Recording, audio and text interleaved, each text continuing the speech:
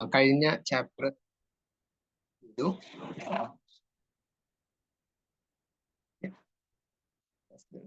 ഇനി പുതിയൊരു ചാപ്റ്ററിലേക്ക് നമ്മൾ പോവാണ്. ഫ്ലൂയിഡ്സിൽ ബെർണോളിസ് പ്രിൻസിപ്പിള്, അതുപോലെ തന്നെ ബെർണോളിസ് പ്രിൻസിപ്പിൾ 3 കാര്യങ്ങൾ പറഞ്ഞിരുന്നു.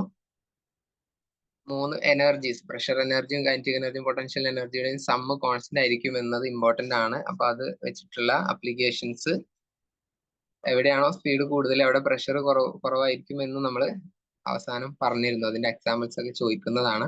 അപ്പൊ നന്നായിട്ട് അത് പഠിക്കുക. ഇനി ഒരു എന്റേണലി കംപ്ലീറ്റ്ലി ഡിഫറെന്റ് ആയിട്ടുള്ള ഒരു ചാപ്റ്റർ ആണ് തെർമോഡൈനാമിക്സ്. ഡിഗ്രിയിൽ കൂടുതൽ ഡെറിവേഷൻസ് ഒക്കെ ഡിഗ്രിയിലെ പഠിക്കുള്ളൂ. അപ്പൊ അതിന്റെ ഒരു ഇൻട്രൊഡക്ടറി മോഡലാണ് തെർമോഡൈനാമിക്സ് നമുക്ക് ഇവിടെ ഉള്ളത്. അപ്പൊ ഇതില് ഫസ്റ്റത്തൊക്കെ നമുക്ക് നോർമലി അറിയാവുന്ന ബേസിക് ആയിട്ടുള്ള സംഗതികൾ തന്നെയാണ്. അപ്പൊ അതിന്റെ കാര്യങ്ങളാണ് നമ്മൾ ചർച്ച ചെയ്യുന്നത്. 2 ക്ലാസ്സോടുകൂടി നമുക്കിതും ഫിനിഷ് ചെയ്യാൻ പറ്റും. അപ്പൊ തെർമോഡൈനാമിക്സ് എന്ന് പറയുമ്പോൾ അത് ഏതുമായിട്ട് റിലേറ്റഡ് ആയിരിക്കും എന്ന് പറഞ്ഞേ? ഏതുമായിട്ട് റിലേറ്റഡ് ആയിരിക്കും? ആദ്യത്തെ ക്ലാസ്സിൽ 20ഓളം സ്റ്റുഡൻസുകൾ ലൈവിൽ തന്നെ വന്നിരുന്നു. അത്രത്തോളം കുട്ടികൾ കേറുന്നില്ല. അതിന്റെ റീസൺ എന്താന്നുള്ളതൊന്നും നമുക്ക് നോക്കണം. കേൾക്കുന്നുണ്ടാവും അല്ലെ ബാക്കിയുള്ളവര്? ഓക്കെ, ഹീറ്റുമായിട്ട് റിലേറ്റഡ് ആണ്. കമന്റ് ബോക്സിൽ മറുപടി വന്നു. ഹീറ്റുമായിട്ട് റിലേറ്റഡ് ആണ് തെർമോഡൈനാമിക്സ്. അപ്പോ ഹീറ്റ് കൊടുത്തു കഴിഞ്ഞാൽ എന്ത് സംഭവിക്കും? അല്ലെങ്കിൽ നമ്മുടെ വെഹിക്കിൾസിന്റെ എൻജിൻസ് ഒക്കെ അത് ഇലക്ട്രിസിറ്റിയിലല്ല വർക്ക് ചെയ്യുന്നത്. അവിടെ നമ്മൾ ഹീറ്റ് എൻജിൻ എന്ന് നമുക്ക് പറയാം. പെട്രോളും ഡീസൽ എൻജിൻസ് ആണ് അവിടെ ഉള്ളത്. നമ്മുടെ പണ്ട് കാലം മുതൽ തന്നെ വെഹിക്കിൾസിന്റെ ഒരു സ്റ്റാർട്ടിങ് വരുന്നത്, അതായത് ഉന്തുവണ്ടിയും കാളവണ്ടിയും ഒക്കെ കഴിഞ്ഞ് സ്റ്റീം എഞ്ചിന് വരുമ്പോഴാണ് ശരിക്കും ഒരു വെഹിക്കിൾ എന്നുള്ള രൂപത്തിൽ ആദ്യം ഇറങ്ങുന്നത്. അപ്പോൾ അവിടെയും തെർമോഡൈനാമിക്സ് ആണ് ആ ഒരു മെഷീൻസിൽ വർക്ക് ചെയ്യുന്നത്. ഹൈലി പ്രഷർ കൊടുത്തിട്ട് അല്ലെങ്കിൽ ക്ലോസ്ഡ് ആയിട്ടുള്ള ഒരു എൻജിന്റെ ഉള്ളിലാണ് ഹീറ്റ് കത്തിക്കുന്നത്. അവിടെ ചൂടാക്കി കത്തിക്കാണ്. ആ കത്തിക്കുമ്പോ അവിടെ ഉണ്ടാകുന്ന വോളിയം കംപ്രഷൻ ആണ് ശരിക്കും നമ്മുടെ വെഹിക്കിൾസിന്റെ ഓരോ മൂവ്മെന്റുകൾ. വെഹിക്കിൾസിന്റെ എൻജിന്റെ ഉള്ളില് നമ്മള് ബൈക്കിന്റെ ആണെങ്കിലും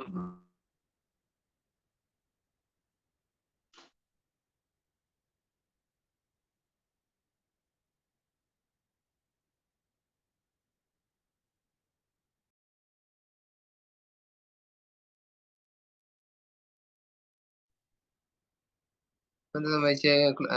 ഷെയർ ചെയ്തത് പോയോ? ഹലോ, പോയി. ഷെയർ ചെയ്ത് പോയിണ്ടല്ലോ. എന്നെ മാത്രമേ കാണാൻ പറ്റുന്നുള്ളൂ അല്ലേ? അതെ സർ. ഓക്കെ,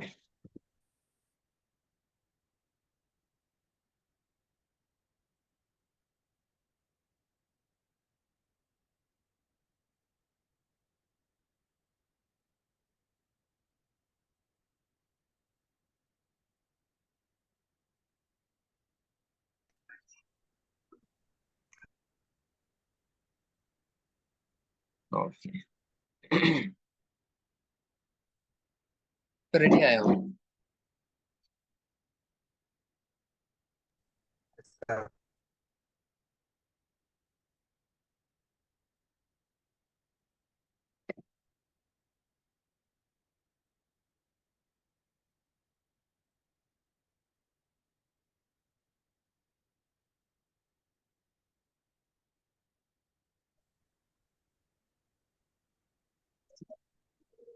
എന്റെ ഫേസ് കാണുന്നുണ്ടോ? ഓക്കെ, ഇപ്പൊ റെഡി ആയോ? ക്ലിയർ അല്ലേ? ഉണ്ട് സർ. ഓക്കെ, ഇപ്പൊ ക്ലിയർ ആയിട്ടുണ്ടാവും. ഓക്കെ, അപ്പോ അവിടെ നമ്മൾ ആ ഒരു ഇൻട്രോഡക്ടറി ആയിട്ട് പറഞ്ഞത് ഈ ഒരു ചാപ്റ്റർ അത്ര പ്രാധാന്യം അല്ലെങ്കിൽ എവിടെയാണ് ഇത് ഉപയോഗിക്കുക എന്നുള്ളത് ആദ്യം ഇങ്ങോട്ട് പറഞ്ഞു തരാണ്. പിന്നെ ആ ഒരു ഇത് ചില സമയത്ത് വായിക്കുമ്പോൾ അത് അത്ര പ്രാധാന്യമുള്ളതാണോ എന്ന് തോന്നിപ്പോവും. അപ്പോൾ അതുകൊണ്ട് എന്തിനാണ് അല്ലെങ്കിൽ എവിടെയാണ് ഇത് ഉപയോഗിക്കുന്നത് എന്നുള്ളത് കൂടുതൽ അഡ്വാൻസ്ഡ് ആയിട്ട് പഠിക്കുക ഡിഗ്രിയിലാണ്. അതിന്റെ ബേസിക് ആയിട്ടുള്ള കാര്യങ്ങൾ മാത്രമേ ഈ ചാപ്റ്ററിൽ നമ്മൾ ഡിസ്കസ് ചെയ്യുന്നുള്ളൂ. അപ്പോ ഒരു വെഹിക്കിൾസിൽ നമ്മൾ പെട്രോൾ എഞ്ചിൻ ആയാലും ഡീസൽ എഞ്ചിൻ ആയാലും സ്റ്റീം എഞ്ചിൻ ആയാലും അതിൽ ഒരു ക്ലോസ്ഡ് സിസ്റ്റം ഉണ്ട്. അതായത് ബൈക്കിന്റെ എഞ്ചിൻ പണി വന്നു കഴിഞ്ഞു എന്ന് പറഞ്ഞാൽ നമ്മൾ ആ ഒരു പിസ്റ്റൺ ആണ്. പിസ്റ്റൺ പണി വന്നു എന്ന് പറയാറുണ്ടല്ലോ. ഒരു 10 വർഷമൊക്കെ വണ്ടി ഓടിക്കഴിഞ്ഞാൽ, അല്ലെങ്കിൽ 15 വർഷം നല്ല ഓടിക്കുകയാണെങ്കിൽ പോവും, മുന്നോട്ട് പോകും, കുഴപ്പമില്ല. അല്ലെങ്കിൽ എന്ത് ചെയ്യും, അതിന്റെ ഉള്ളിൽ എഞ്ചിൻ ഓയിൽ കഴിഞ്ഞിട്ട് എഞ്ചിൻ ഓയില് ആ ഒരു പിസ്റ്റൺ അപ്പ് ആൻഡ് ഡൗൺ മോഷനെ സ്മൂത്ത് ആക്കി കൊടുക്കാനാണ് അവിടെ ഓയിൽ എപ്പോഴും പമ്പ് ചെയ്തുകൊണ്ടിരിക്കുന്നത്. ആ ഒരു ഓയിൽ പമ്പ് നമ്മൾ ഓയിൽ കറക്റ്റ് ആയിട്ട് ചെയ്തിട്ടില്ലെങ്കിൽ എന്ത് ചെയ്യും, ആ ഒരു പിസ്റ്റണിന്റെ അപ്പ് ആൻഡ് ഡൗൺ മോഷന്റെ ഇടയിലേക്ക് ഗ്രീസ് വരാതെ അതിന്റെ ഗ്രിപ്പ് നഷ്ടപ്പെട്ട് ആ ഒരു വാഷർ കംപ്ലൈന്റ് ആവുമ്പോഴാണ് ശരിക്കും നമ്മളവിടെ ലീക്കായി വേറെ പണിയെടുക്കുന്നത്. അപ്പോ സത്യത്തിൽ അത് കംപ്ലീറ്റ്ലി ക്ലോസ്ഡ് ആവണം. അവരെ എയർ ടൈറ്റും ഇൻസൈഡിലേക്ക് വേറെ ഒന്നും വരാത്ത രൂപത്തിൽ ക്ലോസ്ഡ് ആവുമ്പോൾ മാത്രമാണ് അവിടെ ഒരു സിസ്റ്റം വർക്ക് ചെയ്യുന്നത്, എഞ്ചിന് വർക്ക് ചെയ്യുന്നത്. അതായത് ആ ഒരു ക്ലോസ്ഡ് വെസലിലേക്ക് നമ്മൾ എന്ത് ചെയ്യുന്നു, ഒരു ചെറിയ കറന്റും അതേപോലെ തന്നെ പെട്രോളിന്റെ ചെറിയ അംശവും കൊടുക്കുന്നു, എയറും കൊടുക്കുന്നു. അപ്പൊ ആ ഒരു കമ്പഷൻ ആണ് അവിടെ നടക്കുന്നത്. ആ ഒരു സ്ഥലത്ത് ഉള്ള എയർ പെട്രോളുമായിട്ട് കമ്പഷൻ, ചെറിയൊരു സ്പാർക്ക് കാരണം കത്തുകയാണ്. ആ കത്തുന്ന സമയത്ത് അവിടെയുള്ള എയർ ഒരു ശൂന്യമായ അവസ്ഥയിലേക്ക് പോവാണ്. അപ്പൊ ആ എയറിനെ ഇല്ലാതാക്കുമ്പോൾ അവിടെ വോളിയം കോൺസ്റ്റന്റ് ആവാൻ വേണ്ടിയിട്ട് പിസ്റ്റൺ മുകളിലേക്ക് ഉയരും. ഒരു 0 വോളിയം ആകുമ്പോൾ അവിടെ വോളിയം കുറയണല്ലോ. അപ്പൊ അതിനുവേണ്ടി പിസ്റ്റൺ മുകളിലേക്ക് ഉയരും. ആ ഉയരുന്നത് വിത്തിൻ സെക്കൻഡ്സിൽ 100ഉം അതിനപ്പുറവും ഒക്കെ പ്രാവശ്യം ഇത് മുകളിലേക്ക് അപ്പ് ആൻഡ് ഡൗൺ മൂവ് ചെയ്ത് അത് നമ്മുടെ എഞ്ചിന് ചെയിന് വഴി നമ്മുടെ ബൈക്കിനെ റൊട്ടേറ്റ് ചെയ്ത് മുന്നോട്ട് പോകാൻ ഹെൽപ്പ് ചെയ്യുന്നു. അപ്പൊ അവിടെ ശരിക്കും ഒരു 1 സ്ട്രോക്ക് ആവുമ്പോൾ ഒരു പിസ്റ്റൺ മാത്രമേ ഉണ്ടാവുള്ളൂ. ആ പിസ്റ്റണിനെ ഓയിൽ ചേഞ്ച് ചെയ്തിട്ടില്ലെങ്കിൽ അതിന്റെ ഇടയിൽ വോളിയം കൃത്യമാവാതെ ഇടയിലേക്ക് വരികയും ബാക്കിയുള്ളത് കംപ്ലൈന്റ് ആവുകയും ചെയ്യും. അപ്പൊ ഒരു ക്ലോസ്ഡ് കണ്ടെയ്നറിൽ നടക്കുന്ന ഒരു കത്തലാണ് അവിടെ ഒരു അപ്പ് ആൻഡ് ഡൗൺ മോഷനെ ഹെൽപ്പ് ചെയ്യുന്നത്. അപ്പോ ആ രൂപത്തിൽ ആണ് ഇതിന്റെ അപ്ലിക്കേഷൻസ് വരുന്നത്. അല്ലെങ്കിൽ അവിടെയൊക്കെ തെർമോഡൈനാമിക്സ് വെച്ചിട്ടാണ് അതിന്റെ കാൽക്കുലേഷൻസ് ഒക്കെ ചെയ്യുന്നത് എന്ന സൂചന മാത്രം തരികയാണ്. നിങ്ങൾ ഹയർ ക്ലാസ്സിലാണ് അത് പഠിക്കുക. അപ്പൊ ഇപ്പൊ അതിന്റെ ബേസ് മുന്നേ ക്ലാസ്സിലൊന്നും നമ്മൾ അങ്ങനെ പഠിച്ചിട്ടുണ്ടാവില്ല ഈ ചാപ്റ്റർ. അപ്പൊ ഇതില് സത്യത്തിൽ നമുക്ക് പഠിക്കാനുള്ളത് വളരെ സിമ്പിൾ ആയിട്ടുള്ള നോർമൽ പ്രോസസ്സുകൾ മാത്രമേ ഉള്ളൂ. ഹീറ്റ് എന്ന് പറഞ്ഞാല് എന്താണ്, heat is A form of energy എന്ന് നമുക്കറിയാം. അതാണ് ഫസ്റ്റ് ഒരു ഇൻട്രൊഡക്ടറി പോർഷൻ ആയിട്ട് വരുന്നത്. Heat is A form of energy നമുക്ക് എല്ലാവർക്കും അറിയാലോ. ഹീറ്റ് നമ്മൾ എന്തിനൊക്കെ ഉപയോഗിക്കും, ഭക്ഷണം കുക്ക് ചെയ്യാൻ ഉപയോഗിക്കുന്നു, അല്ലെങ്കിൽ മറ്റു പല വർക്കുകളും. ലൈറ്റ് ഹീറ്റ് പ്രൊവൈഡ് ചെയ്തുകൊണ്ട് ചൂടാക്കി കഴിഞ്ഞാൽ നമ്മൾ ഉപയോഗിക്കുന്ന ബൾബിൽ റെസിസ്റ്റ് ആണ്, കറന്റ് ആണ്. പക്ഷെ ഫ്ലെയിം ഉപയോഗിച്ച് ലൈറ്റ് ഉണ്ടാവുന്ന സമയം കറന്റ് ഇല്ല എങ്കിൽ തീപ്പെട്ടി വരുത്തിയിട്ട് തീ കത്തിക്കണല്ലോ. അവിടെയും നമ്മൾ എന്താണ് ഉപയോഗിക്കുന്നത്, ആ ഒരു ഫയറിൽ ആ ഒരു തീ എന്ന് പറയുന്നത് ലൈറ്റ് തരുന്നുണ്ട്. അപ്പൊ അവിടെ ലൈറ്റ് പ്രൊഡ്യൂസ് ചെയ്യാനും ഹീറ്റുമായിട്ട് കണക്ട് ചെയ്യാൻ പറ്റും. അതുപോലെ തന്നെ എയ്റോപ്ലെയിൻസ് ആയാലും മറ്റു വെഹിക്കിൾസ് ആയാലും ഇപ്പൊ ബാറ്ററി ഉപയോഗിച്ചിട്ടുള്ള വെഹിക്കിൾസിന് മുൻപ് ഇലക്ട്രിസിറ്റി ഉപയോഗിച്ചുള്ള വെഹിക്കിൾസിന്റെ അത് വേറെ വർക്കിംഗ് ആണ്. മറ്റു എൻജിൻസ് ഒക്കെ വർക്ക് ചെയ്യുന്നത് ഈ ഒരു ഹീറ്റ് അവിടെ ഒരു ബാധകമായിട്ട് വരുന്നുണ്ട്. കോളും കൽക്കരിയൊക്കെ ഉപയോഗിച്ചിട്ടുള്ള ട്രെയിന്, അവിടെയും ഹീറ്റ് ഉണ്ട്, പുക പുറത്തു വരുന്നുണ്ട്. അപ്പൊ അതിനൊക്കെ ഹീറ്റുമായിട്ട് കണക്റ്റഡ് ആണ് അതൊക്കെ. അപ്പോ ആ ഒരു ഹീറ്റുമായി ബന്ധപ്പെട്ടിട്ടുള്ള ഫിനോമിനാസിനെ പഠിക്കാൻ വേണ്ടിയിട്ടാണ് ഈ ചാപ്റ്ററിൽ നമ്മൾ മെയിൻ ആയിട്ട് വരുന്നത്. ഇൻട്രൊഡക്ഷൻ ഒക്കെ വായിച്ചു നോക്കാട്ടോ. ഹീറ്റ് എന്താണ്? Heat is A form of energy. അവിടെ ഞാൻ ഈ പറഞ്ഞ എക്സാമ്പിൾസ് ഒക്കെ അവിടെ ഉണ്ട്. റൺ ട്രെയിൻസ്, വെഹിക്കിൾസ് എന്നൊക്കെ പറഞ്ഞിട്ട് ഇവിടെ ഫസ്റ്റ് പാരഗ്രാഫിൽ ഉണ്ട് കേട്ടോ, വായിച്ചു നോക്കുക. എന്തിനാണ് തെർമൽ എനർജി ഉപയോഗിക്കുന്നത് എന്നൊക്കെ അവിടെ ജസ്റ്റ് ഇൻട്രൊഡക്ഷൻ ആയിട്ട് പറയുന്നുണ്ട്. ബേസ് ആയിട്ട് വായിച്ചു. നമുക്ക് വേണ്ടത് എന്താണ്? Temperature, degree of measurement of hotness or coldness ആണ് ടെമ്പറേച്ചർ എന്ന് നമുക്ക് പറയാൻ പറ്റും. ഹീറ്റിനെ അളക്കാനാണ് താപനില അല്ലെങ്കിൽ ടെമ്പറേച്ചർ നമ്മൾ ഉപയോഗിക്കുന്നത്. ഹീറ്റ് ഒരു സ്ഥലത്ത് നിന്ന് മറ്റൊരു സ്ഥലത്തേക്ക് പോകുമ്പോൾ ആ എത്രത്തോളം ഹീറ്റ് അങ്ങോട്ട് പോയി, എത്രത്തോളം ഹീറ്റ് അവിടുന്ന് എടുത്തു എന്ന് മെഷർ ചെയ്യണമെങ്കിൽ നമുക്കൊരു മെഷർമെന്റ് ആവശ്യമാണ്. അതിനെ മെഷർ ചെയ്യാൻ നമ്മൾ ടെമ്പറേച്ചർ ആണ് ഉപയോഗിക്കുക. heat is a form of energy that transferred between two or more objects and its surroundings because of the temperature difference. ഈ ഒരു ഹീറ്റിന്റെ എമൗണ്ട് അല്ലെങ്കിൽ ഒരു ഒബ്ജക്റ്റ് എത്രത്തോളം ചൂടുള്ളതാണ് അല്ലെങ്കിൽ തണുത്തതാണ് എന്ന് അളക്കുന്നതാണ് ടെമ്പറേച്ചർ. ഒരു വസ്തു 10 ഡിഗ്രി സെൽഷ്യസ് ആണ് എന്ന് പറഞ്ഞു, മറ്റൊരു വസ്തു 20 ഡിഗ്രി സെൽഷ്യസ് ആണ് എന്ന് പറഞ്ഞാല് ഏതിലായിരിക്കും കൂടുതൽ താപം കൊടുത്തിട്ടുണ്ടാവുക? ഏതിൽ നിന്നാണ് ഹീറ്റ് മറ്റൊരു സ്ഥലത്തേക്ക് ട്രാൻസ്ഫർ ആവുക എന്ന് പറഞ്ഞാല് 2 ബക്കറ്റുകളുണ്ട്, 2 ഗ്ലാസ്സുകളെ. ഇത് രണ്ടും അടുത്തടുത്ത് ഒരു ഒറ്റ ബീക്കറിനകത്ത്, ഒരു ക്ലോസ്ഡ് ബോക്സിനകത്ത് പ്ലേസ് ചെയ്തിട്ടുണ്ട്. ഇത് 10 ഡിഗ്രിയാണ്, ഇത് 20 ഡിഗ്രിയാണെന്ന് വിചാരിച്ചു. ഇത് രണ്ടും മിക്സ് ആക്കിയാല്, അല്ലെങ്കിൽ ഏകദേശം നല്ല അടുത്ത് വെച്ച് കഴിഞ്ഞാല്, ഇത് രണ്ടും മെറ്റൽ ബോക്സ് ആണെങ്കിലും അങ്ങനെ തന്നെയാണ്, രണ്ടും അടുത്ത് വെച്ച് കഴിഞ്ഞാല് രണ്ടും 15 ഡിഗ്രിയിലേക്ക് വരും. അതായത് ഒന്നൊന്ന് ഹീറ്റ് മറ്റൊന്നിലേക്ക് ട്രാൻസ്ഫർ ആവും, ഹീറ്റ് എക്സ്ചേഞ്ച് നടക്കും. ഹീറ്റ് എക്സ്ചേഞ്ച് നടക്കുന്നത് ടെമ്പറേച്ചർ ഡിഫറൻസിനെ അടിസ്ഥാനത്തിലാണ് എന്ന പോയിന്റ് മാത്രമേ പറഞ്ഞിട്ടുള്ളൂ കേട്ടോ. ഹീറ്റ് ട്രാൻസ്ഫർ ആവുന്നത്, കേൾക്കുന്നുണ്ടോ? ഹീറ്റ് ട്രാൻസ്ഫർ ആവുന്നത് ടെമ്പറേച്ചർ ഡിഫറൻസ്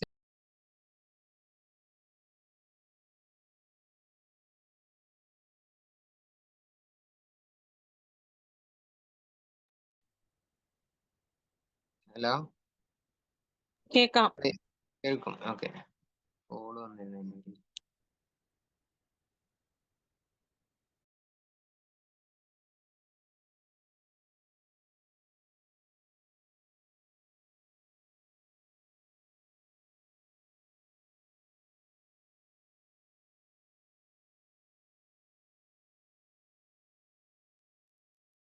ഓക്കെ, കാണാം.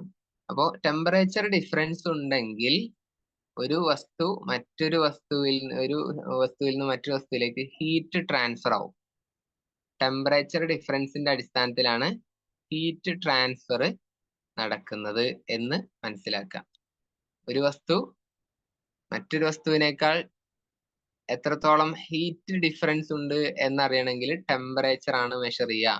അപ്പൊ ഒരു വസ്തു എത്രത്തോളം ഹീറ്റ് ഉള്ളതാണ് എന്നറിയണമെങ്കിൽ നമ്മൾ മെഷർ ചെയ്യുന്ന രീതി എന്ന് പറഞ്ഞാൽ ടെമ്പറേച്ചർ ഡിഫറൻസ് തന്നെയാണ്. തെർമോമീറ്റർ ആണ് അതിന് ഉപയോഗിക്കുന്നത്, അല്ലെ? നിങ്ങളുടെ വീട്ടില് തെർമോമീറ്റർ കാണാത്തവരുണ്ടോ?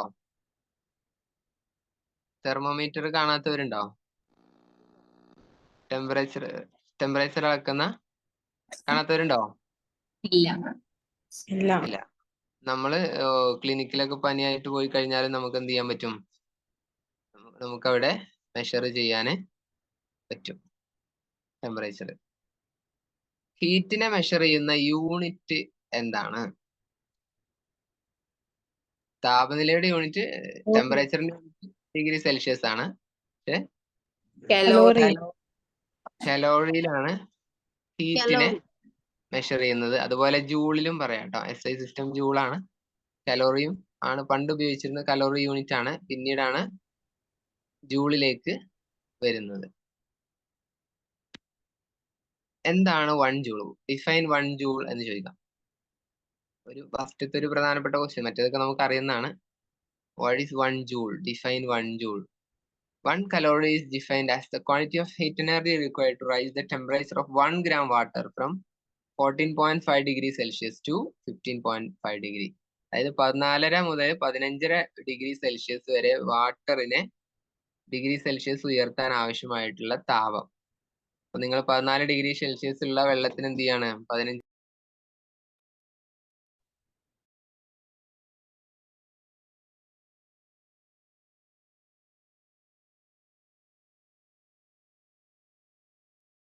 അപ്പോ 1 calorie ഡിഫൈൻ ചെയ്യേണ്ട ഡെഫിനിഷൻ ഇപ്പൊ തന്നെ പറഞ്ഞു തരണം. അത് ചിലപ്പോ ചില കേസിലൊക്കെ കാണാറുള്ളതാണ്. അതായത് വെള്ളത്തിന്റെ ഡിഗ്രി സെൽഷ്യസ് താപനില 14.5 15.5 1 ഡിഗ്രി ഉയർത്താൻ ആവശ്യമായിട്ടുള്ള ടെമ്പറേച്ചർ അല്ലെങ്കിൽ ഹീറ്റ് റിക്വയർഡ് എത്രയാണോ, എത്ര താപമാണോ അവിടെ ആവശ്യമുള്ളത്, അതിനെയാണ് 1 calorie എന്ന് പറയാം. അപ്പൊ നമ്മൾ 1 gram വാട്ടർ എടുത്തിട്ടുള്ളൂ കേട്ടോ. 1 gram വാട്ടറിനെ, ഈ ഒരു 1 ഗ്രാമിന് പ്രാധാന്യമുണ്ട് എന്ന് ഓർക്കുക. 1 gram വാട്ടറിനെ 1 ഡിഗ്രി സെൽഷ്യസ് അത് വ്യക്തമാക്കിയിട്ടുണ്ട്. 14.5 ടു 15.5 ഉയർത്താൻ ആവശ്യമായിട്ടുള്ള ഹീറ്റ് എനർജിയെയാണ് എന്ത് പറയുന്നത്? 1 കലോറി. ആരെങ്കിലും ഒന്ന് പറഞ്ഞേ നോക്കട്ടെ. 1 കലോറി എങ്ങനെ ഡിഫൈൻ ചെയ്യാം?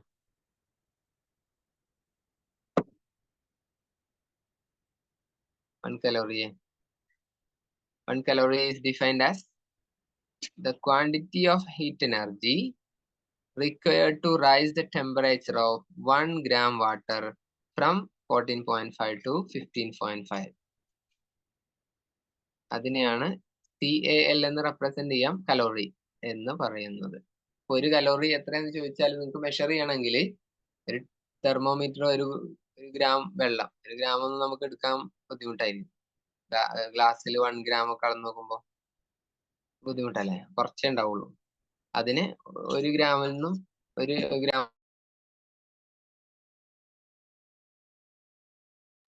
ടെമ്പറേച്ചർ ആണ് എന്ത്, ആ ഒരു ഹീറ്റിനെയാണ്, എത്രത്തോളം ചൂട് നമ്മൾ കൊടുക്കണം, ടെമ്പറേച്ചർ അല്ല, എത്രത്തോളം താപം നമ്മൾ കൊടുക്കണം, ഹീറ്റ് എനർജി ആവശ്യമാണ് എന്നതാണ് 1 കലോറി. ഡെഫിനിഷനിൽ കൺഫ്യൂഷൻ ഉണ്ടാവും? എനിവൺ? ഡെഫിനിഷനിൽ കൺഫ്യൂഷൻ ഉണ്ടോ? ഒന്നുകൂടി പറയണോ? ഒന്നുകൂടി പറയോ? അതായത് നമ്മൾ 1 ഗ്രാം വെള്ളം എടുക്കുന്നു, കുറച്ചേ ഉണ്ടാവുള്ളൂ, 1 ഗ്രാം വെള്ളം. അതിനെ 14 ഡിഗ്രി സെൽഷ്യസിൽ നിന്നും, 14 ഡിഗ്രിയാണ് റൂം ടെമ്പറേച്ചർ എങ്കിൽ നമുക്ക് സുഖമായി പരിപാടി. റൂം ടെമ്പറേച്ചർ 14.5 ആണെങ്കിൽ, അല്ലെങ്കിൽ നമ്മൾ ആ ഒരു താപനില വരെ ചൂടാക്കി നോക്കണം ഓൾറെഡി. എന്നിട്ട് ആ 14-ന്ന് 15 ആവാൻ നമ്മൾ എത്ര ചൂട് കൊടുത്തു, എത്ര തീപ്പെട്ടിക്കുള്ളിൽ കത്തിച്ചു എന്നുള്ള പറയുന്ന പോലെ എത്ര ഹീറ്റ് ആണ് നമ്മൾ കൊടുത്തത്, അത് നമുക്ക് മെഷർ ചെയ്യാൻ പറ്റുമോ ചോദിച്ചാൽ അത് നമ്മൾ കണ്ട് അനുഭവിക്കണം.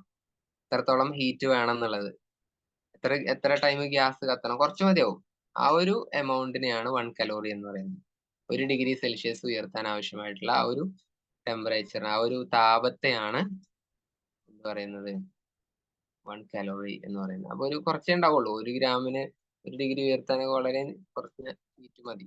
അതാണ് 1 കലോറി എന്ന് പറയുന്നത്. അപ്പൊ ആ ഡെഫിനേഷൻ അതുപോലെ പഠിച്ചു വെക്കുക. അതിന്റെ ഈ ഒരു യൂണിറ്റിന് പ്രാധാന്യമുണ്ട്. SI യൂണിറ്റ് ജൂളാണ്. SI യൂണിറ്റ് ഓഫ് എനർജി എന്ന് പറയുന്നത്, SI യൂണിറ്റ് ഓഫ് ഹീറ്റ് ഒക്കെ എനർജി തന്നെയാണ്, അത് ജൂളാണ്. അപ്പോൾ 1 കലോറി എന്ന് പറയുന്നത് 4.18 ജൂളാണ്. 4.18 ജൂളാണ് ഒരു കലോറി. ഒന്ന് അണ്ടർലൈൻ ചെയ്ത് മാർക്ക് ചെയ്ത് വെക്കാം. പേപ്പറിൽ ഫില്ലിംഗ് ദി ബ്ലാങ്ക്സിലൊക്കെ MCQ ക്വസ്റ്റ്യനിലൊക്കെ കാണാവുന്ന ക്വസ്റ്റ്യൻ ആണ്. ദെൻ ടെമ്പറേച്ചർ എന്താണ്? നമ്മൾ ഓൾറെഡി പറഞ്ഞു, it is the measure of degree of hotness of a body എന്നൊക്കെ നമുക്ക് ഡിഫൈൻ ചെയ്യാൻ പറ്റും. അപ്പോൾ എത്രത്തോളം എമൗണ്ട് ഓഫ് ഹീറ്റ് ആണ് ഒരു വസ്തുവിൽ ഉള്ളത് എന്ന് അളക്കണമെങ്കിൽ നമുക്ക് ഹീറ്റിനെ അളക്കാൻ ഇങ്ങനെ നോക്കി നിൽക്കുക എന്നല്ലാതെ എത്ര ജൂളാണ് എന്ന് നമുക്ക് പറയാൻ അളക്കാനൊക്കെ ബുദ്ധിമുട്ടായിരിക്കും. അപ്പൊ അതിന് വേണ്ടിയിട്ടാണ് ടെമ്പറേച്ചർ ഉള്ളത്. തെർമോമീറ്റർ ഉപയോഗിച്ചിട്ട് നമുക്ക് അത് മെഷർ ചെയ്യാൻ കഴിയും ചെയ്യും.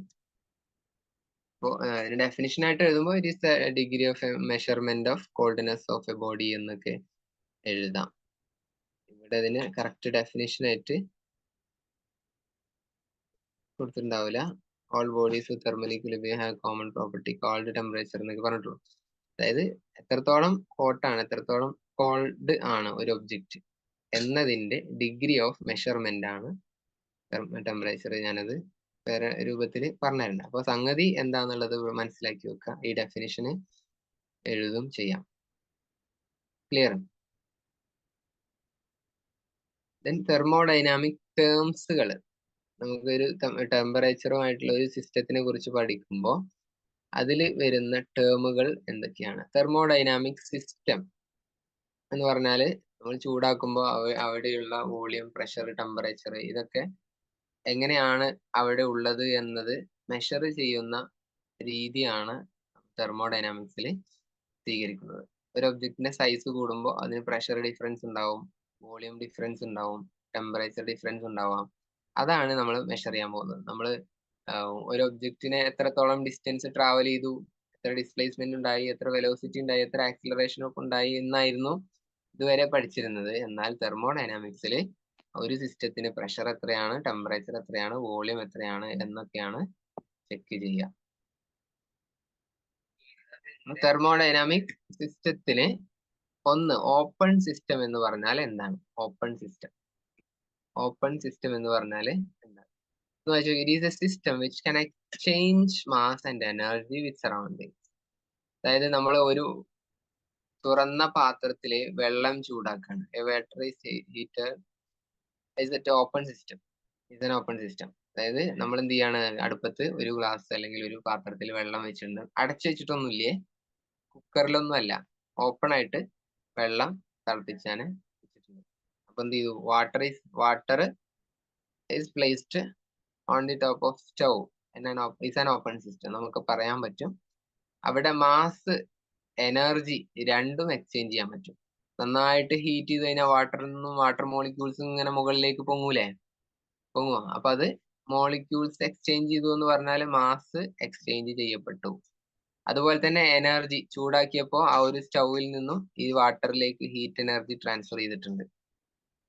അത് ഓപ്പൺ സിസ്റ്റത്തിലാണ് നടക്കുക. അപ്പൊ ഓപ്പൺ സിസ്റ്റം എന്ന് പറഞ്ഞാല് വസ്തുക്കളും, അതായത് മാസ് മൈക്രോസ്കോപ്പിക് ലെവലാവാം, കുഴപ്പമില്ല, മാസും എനർജിയും അങ്ങോട്ടും ഇങ്ങോട്ടും ഷെയർ ചെയ്യാൻ പറ്റുന്ന ഒരു സിസ്റ്റത്തിനെയാണ് ഓപ്പൺ സിസ്റ്റം എന്ന് പറയാം.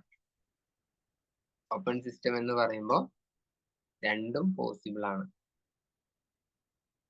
അവിടെ ചൂടാക്കുന്നുണ്ട്, പക്ഷെ കുറച്ച് കഴിയുമ്പോൾ എന്ത് ചെയ്യും, വാട്ടർ ഓട്ടോമാറ്റിക്കലി ഇവാപറേഷൻ നടക്കും, എനർജി ഡിഫറൻസ് ഒക്കെ അവിടെ സംഭവിച്ചിട്ടുണ്ട്.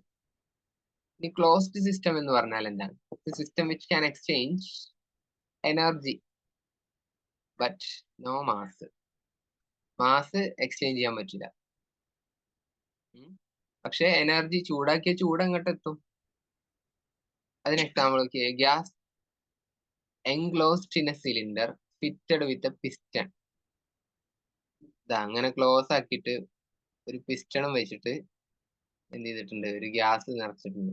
നമ്മൾ കുക്കറും അതിൽ പറയാൻ പറ്റും. പക്ഷെ കുക്കറിന്റെ വിസില് ക്ലോസ്ഡ് ആവണം കേട്ടോ. ക്ലോസ്ഡ് ആക്കി ചൂടാക്കി കഴിഞ്ഞാൽ പൊട്ടിത്തെറിയും, വേറെ കാര്യം. പക്ഷെ ആ ക്ലോസ്ഡ് സമയത്ത് കുക്കറിന്റെ ആ ഒരു അവസ്ഥ എന്ന് പറയുന്നത് മാസ് എക്സ്ചേഞ്ച് നടക്കുന്നില്ല. അപ്പൊ ഡയറക്റ്റ് കുക്കർ എന്ന് എഴുതി വെച്ചാല് വിസിൽ വരുന്ന സമയത്ത് ഓപ്പൺ സിസ്റ്റം ആവുന്നുണ്ട്, വീണ്ടും ക്ലോസ്ഡ് ആവുന്നുണ്ട് എന്നത്. അപ്പൊ ഡയറക്റ്റ് കുക്കർ എന്ന് എഴുതി വെക്കാൻ പറ്റില്ല. ഇതിനാണ് ഇവിടെ എക്സാമ്പിൾ കൊടുത്തത്, gas enclosed in A cylinder fitted with a piston. അപ്പൊ നമ്മുടെ വെഹിക്കിൾസിന്റെ എഞ്ചിന് ഒരു ക്ലോസ്ഡ് സിസ്റ്റം ആവും ആ സമയത്ത്. പിന്നെ അത് ഓപ്പൺ ആക്കുന്നുണ്ട് ഒരു വാൽവ് വഴി. അതാണ് പോക്കോയിലൂടെ എന്ത് ചെയ്യുന്നത്, എക്സ്ഹോസ്റ്റിലൂടെ പുറത്തേക്ക് തള്ളുന്നത് ആ സമയത്ത്. അതിന്റെ മുൻപ് അതൊരു ക്ലോസ്ഡ് സിസ്റ്റം ആണ്. അപ്പൊ gas enclosed in A cylinder fitted with a piston, അതിനെയാണ് എന്ത് പറയാ, ക്ലോസ്ഡ് സിസ്റ്റം. അപ്പൊ ഓപ്പണും ക്ലോസ്ഡും തമ്മിലുള്ള വ്യത്യാസം മനസ്സിലായോ? ഒരു റിപ്ലൈ വേണം. ക്ലിയർ ആണോ? ഓപ്പണും ക്ലോസ്ഡ് സിസ്റ്റവും തമ്മിലുള്ള വ്യത്യാസം എവിടെ? പോയോ, ചാടിക്കാൻ പോയോ? സാർ ഓക്കെ, ഡൗട്ടില്ലല്ലോ. നെക്സ്റ്റ് ഒരു ഐസൊലേറ്റഡ് സിസ്റ്റം എന്താണ്? ഒരു ഐസൊലേറ്റഡ് സിസ്റ്റം എന്താണ്? It's a system which can exchange neither mass nor energy. രണ്ടും പാടില്ല. വിച്ച് ക്യാൻ എന്ന വേർഡ് ഉപയോഗിച്ചു, പക്ഷെ അത് കഴിഞ്ഞിട്ട് exchange neither mass nor energy with surrounding. സറൗണ്ടിങ്സുമായിട്ട് എന്തും ഇല്ല, സറൗണ്ടിങ്സുമായിട്ട് എന്തില്ല, ഹീറ്റ് എക്സ്ചേഞ്ചും നടക്കാൻ പാടില്ല, അതുപോലെ തന്നെ മാസ് എക്സ്ചേഞ്ചും നടക്കാന് പാടില്ല. അങ്ങനത്തെ ഒരു സിസ്റ്റം ആണെങ്കിൽ അവിടെയാണ് ഐസൊലേറ്റഡ് സിസ്റ്റം എന്ന് പറയാൻ പാടുള്ളൂ. എക്സാമ്പിൾ, ഫിൽഡ് തെർമോ ഫ്ലാസ്ക് ആണ് കേട്ടോ. ഫ്ലാങ്ക് എന്നാണ് എഴുതിയുള്ളത്, flask is an ideal example of isolated system. അതായത് ഒരു ഫ്ലാസ്കിനകത്ത് ഹീറ്റ് പുറത്ത് പോവാത്ത രൂപത്തിൽ ഒരു എയർ ടൈറ്റ് ആയിട്ടുള്ള ഒരു വെസൽ ഉണ്ട് അതിനകത്ത്. അതിനിപ്പുറത്തേക്ക് ഒരു ഇവാക്യുവേഷൻ ചെയ്ത ഒരു ഭാഗമുണ്ട്. അതിനിങ്ങോട്ട് എയർ കൂടുതൽ ഹീറ്റ് പുറത്ത് വരില്ല. ക്ലോസ്ഡ് ആക്കുന്നതുകൊണ്ട് അതിൻ്റെ ഉള്ളിൽ നിന്ന് വസ്തുക്കളും പുറത്തു വരില്ല. അങ്ങനെ ഐസൊലേറ്റഡ് ആക്കിയ സിസ്റ്റത്തെയാണ് ഐസൊലേറ്റഡ് സിസ്റ്റം എന്ന് പറയാം. അപ്പൊ തെർമോ ഫ്ലാസ്കുകൾ എന്താണ്? ഐസൊലേറ്റഡ് സിസ്റ്റത്തിന് എക്സാമ്പിൾ ആണ്. അതിലെന്ത് ചെയ്യൂല? ഹീറ്റ് എക്സ്ചേഞ്ച് നടക്കണില്ല. അപ്പോ ഒരു ഫ്ലാസ്ക് നമ്മൾ മേക്ക് ചെയ്യുമ്പോൾ അതിൽ എന്തൊക്കെ കാര്യങ്ങൾ ശ്രദ്ധിക്കണം എന്നത് തെർമോഡൈനാമിക്സിൽ വരുന്ന ഭാഗമാണ്. ഹീറ്റ് പുറത്തു പോവാതിരിക്കാൻ എന്താ ചെയ്യാ? അവിടെ കംപ്ലീറ്റ്ലി ഇവാക്യുവേറ്റഡ് ആയിട്ട് എയർ കംപ്ലീറ്റ്ലി ഇവാക്യുവേറ്റഡ് ആയിട്ടുള്ള പോർഷൻസ് ക്രിയേറ്റ് ചെയ്തതിന്റെ ഉള്ളിലാണ് നമ്മൾ വെള്ളം ഒഴിക്കുന്നത് ഫ്ലാസ്കിനകത്ത്. അപ്പൊ അത് ഒരു ഐസൊലേറ്റഡ് സിസ്റ്റം ആണ്. അവിടെ ഹീറ്റ് എക്സ്ചേഞ്ച് നടക്കുന്നില്ല, മാസ് എക്സ്ചേഞ്ചും നടക്കുന്നില്ല. ക്ലിയർ ആണോ? മൂന്നും ക്ലിയർ ആണോ എന്ന് പറഞ്ഞേ. ഇതിന് മുമ്പ് പഠിച്ചിട്ടുണ്ടോ? ഓപ്പൺ ചില ഐസൊലേറ്റഡ് സിസ്റ്റം ചിലര് കേട്ടിട്ടുണ്ടാവും. കേട്ടിട്ടുണ്ടാവും? എവിടെ? റിപ്ലൈ ഇല്ലല്ലോ. ആദ്യത്തെ റിപ്ലൈ അങ്ങോട്ട് കിട്ടണില്ലല്ലോ. ഒന്നുകൂടി ഉഷാറായിട്ട് പറഞ്ഞേ. ഈ 3 സിസ്റ്റം മനസ്സിലായോ?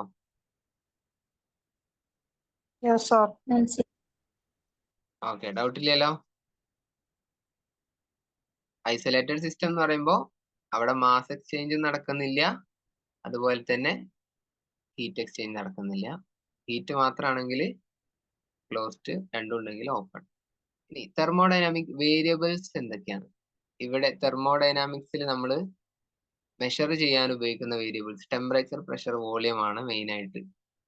TVP, വോളിയം എത്ര ചേഞ്ച് വന്നു, പ്രഷറിന് എന്ത് മാറ്റം ഉണ്ടായി, ടെമ്പറേച്ചർ എങ്ങനെയാണ് വേരിയേഷൻ വന്നത് എന്നത് ഉപയോഗിച്ച് കാൽക്കുലേഷൻ ചെയ്യുന്നതിനാണ് തെർമോഡൈനാമിക് സിസ്റ്റത്തിൽ അതാണ് ഉള്ളത്.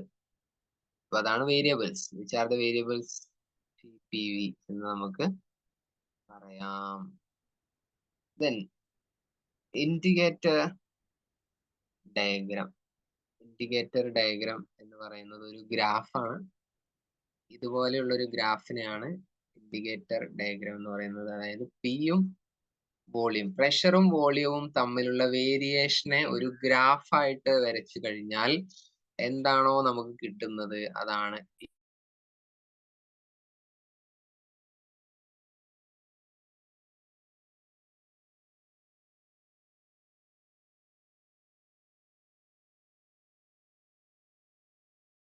ഇൻഡിക്കേറ്റർ ഡയഗ്രാം എന്ന് പറഞ്ഞാൽ എന്താണ്?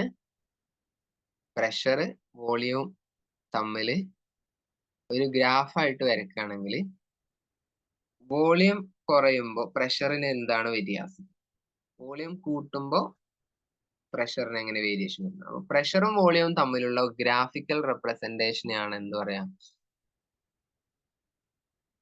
ഇൻഡിക്കേറ്റർ ഡയഗ്രാം എന്ന് പറയാം. ഇവിടെ ഇത് കൊടുത്തിട്ടുണ്ട്.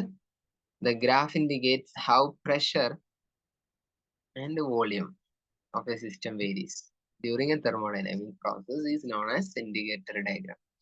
അപ്പോൾ എല്ലാ ഡൈനാമിക് സിസ്റ്റത്തിലും എല്ലാ ഹീറ്റ് സിസ്റ്റത്തിലും നമ്മൾ ഒരു വെഹിക്കിള് അതിന്റെ പ്രഷറും വോളിയവും എങ്ങനെ കണക്റ്റഡ് ആണ് എന്നതിനെ കുറിച്ച് ഗ്രാഫ് വരക്കാൻ പറ്റും. ഇപ്പൊ നിങ്ങൾ തെർമോ ഫ്ലാസ്കിൽ ഒരു വസ്തു അടച്ചേക്കുകയാണെങ്കിൽ അവിടെയും പ്രഷറും വോളിയം തമ്മിലുള്ള റിലേഷൻ എടുത്തിട്ട് നമ്മളൊരു ഗ്രാഫ് വരക്കുകയാണെങ്കിൽ അതിനെയാണ് ഇൻഡിക്കേറ്റർ ഡയഗ്രാം എന്ന് പറയുന്നത്. ഈ ഇൻഡിക്കേറ്റർ ഡയഗ്രത്തിന്റെ പ്രാധാന്യം എന്ത് എന്നുള്ളതാണ് നമ്മൾ മനസ്സിലാക്കേണ്ടത്.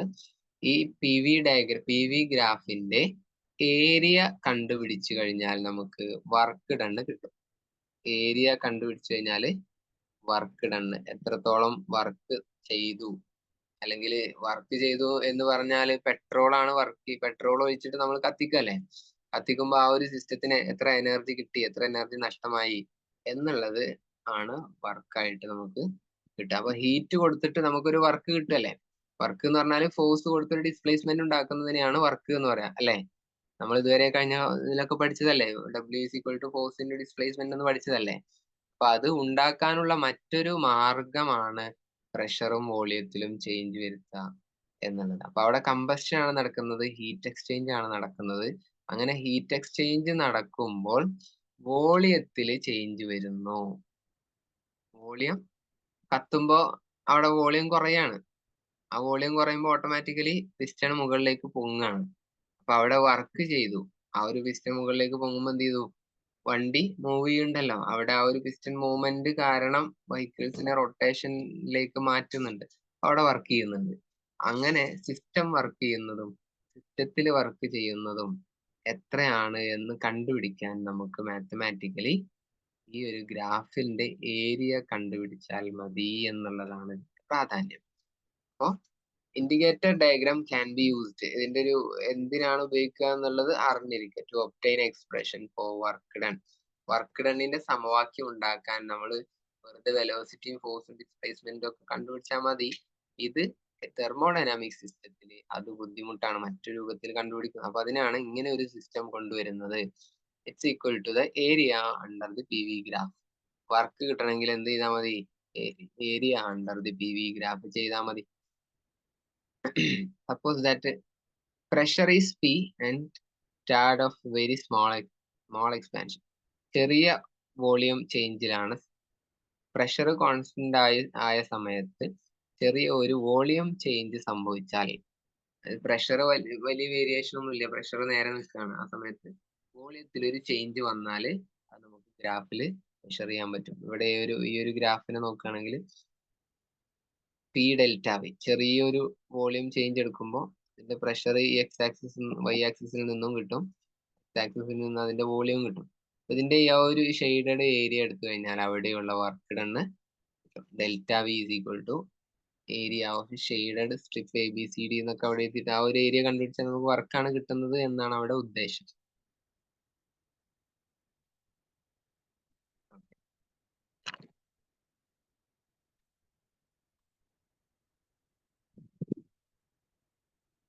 ഇനി വർക്ക് ഡണ്ണ് ഓൺ ദ സിസ്റ്റവും ഉണ്ട്, ബൈ ദ സിസ്റ്റം ഉണ്ട്. നമ്മൾ ഒരു സിസ്റ്റത്തിലേക്ക് വർക്ക് അങ്ങോട്ട് ചെയ്തു കഴിഞ്ഞാൽ അവിടുത്തെ ആ ഒരു സിസ്റ്റത്തിന്റെ എനർജി കൂടുകയാണ് ചെയ്യുക. അതുപോലെ ആ ഒരു എഞ്ചിന് വർക്ക് ചെയ്യുമ്പോൾ അതിന്റെ എനർജി കുറയാണ് ചെയ്യുക. ജസ്റ്റ് അവിടെ ഇൻക്രീസും ഡിക്രീസും എന്നുള്ള ഒരു റിലേഷൻ മാത്രം മനസ്സിലാക്കിയാൽ മതി.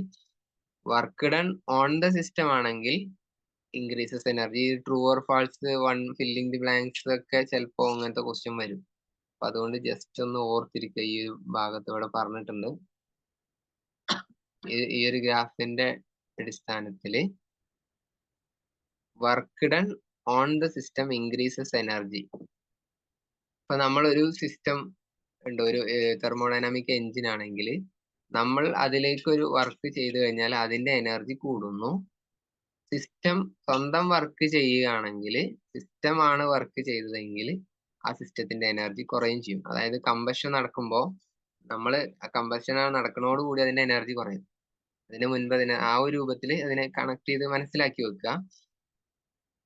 ഓൺ ദ സിസ്റ്റം ഉണ്ട്, ബൈ ദ സിസ്റ്റം ഉണ്ട്. വർക്ക് രണ്ട് തരം എന്ന് പറഞ്ഞാൽ ഒരു സിസ്റ്റത്തിൽ ഓൺ ദ സിസ്റ്റം, ആ സിസ്റ്റത്തിലേക്ക് ചെയ്യുന്നതാണ് on the system. By the system എന്ന് പറഞ്ഞാൽ ആ മെഷീന് അല്ലെങ്കിൽ ആ സിസ്റ്റം ചെയ്യുന്ന വർക്കാണ്. അപ്പോൾ നമ്മള് മെഷീനിലേക്ക് അല്ലെങ്കിൽ സിസ്റ്റത്തിലേക്ക് വർക്ക് ചെയ്യുന്നതാണ് ഫസ്റ്റത്തത്, work done on the system. അപ്പൊ നമ്മൾ എന്ത് ചെയ്യാണ്? It increases the energy. അതിന്റെ എനർജി എന്ത് ചെയ്യും? നമ്മളാണ് വർക്ക് ചെയ്തത്, അപ്പൊ മെഷീന്റെ അല്ലെങ്കിൽ ആ എഞ്ചിന്റെ എനർജി കൂടും. എന്നിട്ട് രണ്ടാമത്തെ സ്റ്റെപ്പില് ആ ഒരു എഞ്ചിന് വർക്ക് ചെയ്യണം. അപ്പോൾ ബൈ ദ സിസ്റ്റം ആണ്.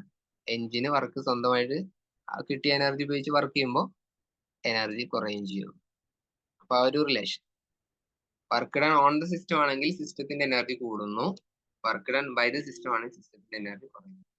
ജസ്റ്റ് ആ ഒരു ലോജിക് ഒന്ന് നോക്കിയേ, ക്ലിയർ ആണോ എന്ന്? Work done on the system ആണെങ്കിൽ എനർജി കൂടും ഇതിന്റെ സിസ്റ്റത്തിന്റെ. ബൈ ദ സിസ്റ്റം ആണെങ്കിൽ, work done by the system ആണെങ്കിൽ എനർജി ഓഫ് ദ സിസ്റ്റം കുറയാണ്. ആ സിസ്റ്റം വർക്ക് ചെയ്ത പിന്നെ അതിന്റെ എനർജി കയ്യല്ലേ, അപ്പൊ എനർജി കുറയുന്നു. എന്നാൽ നമ്മളെ ആ സിസ്റ്റത്തിലേക്കാണ് എനർജി വർക്ക് ചെയ്യുന്നതെങ്കിൽ അവിടെ എനർജി കൂടുകയാണ്. ആ ഒരു റിലേഷൻ മാത്രം അവിടെ നിന്ന് മനസ്സിലാക്കി നോക്കുക. ട്രൂ ഓർ ഫാൾസിലോ അങ്ങനെയൊക്കെ ഒരു റിലേഷൻ ആയിട്ട് ചോദിച്ചു കഴിഞ്ഞാൽ മനസ്സിലാവാൻ വേണ്ടിയിട്ട്.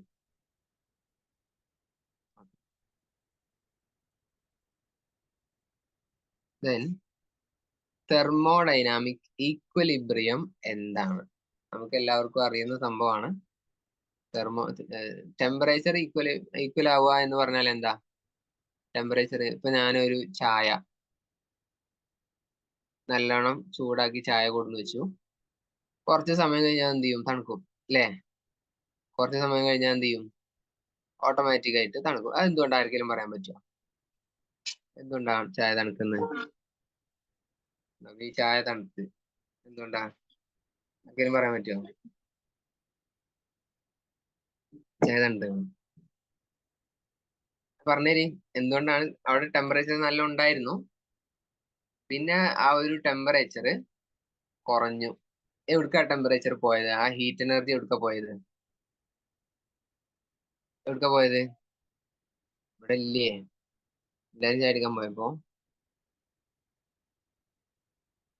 കാണില്ലല്ലോ. ടെമ്പറേച്ചർ ഇതിന്റെ സറൗണ്ടിങ്സിലേക്ക് പോവല്ലേ ചെയ്തത്? ആണോ? ജസ്ന ഇവിടെ ഇല്ലേ? നിലവിലില്ലേ? നുസൈബ ലൈവിലുള്ള ഒരാള് പറഞ്ഞേ.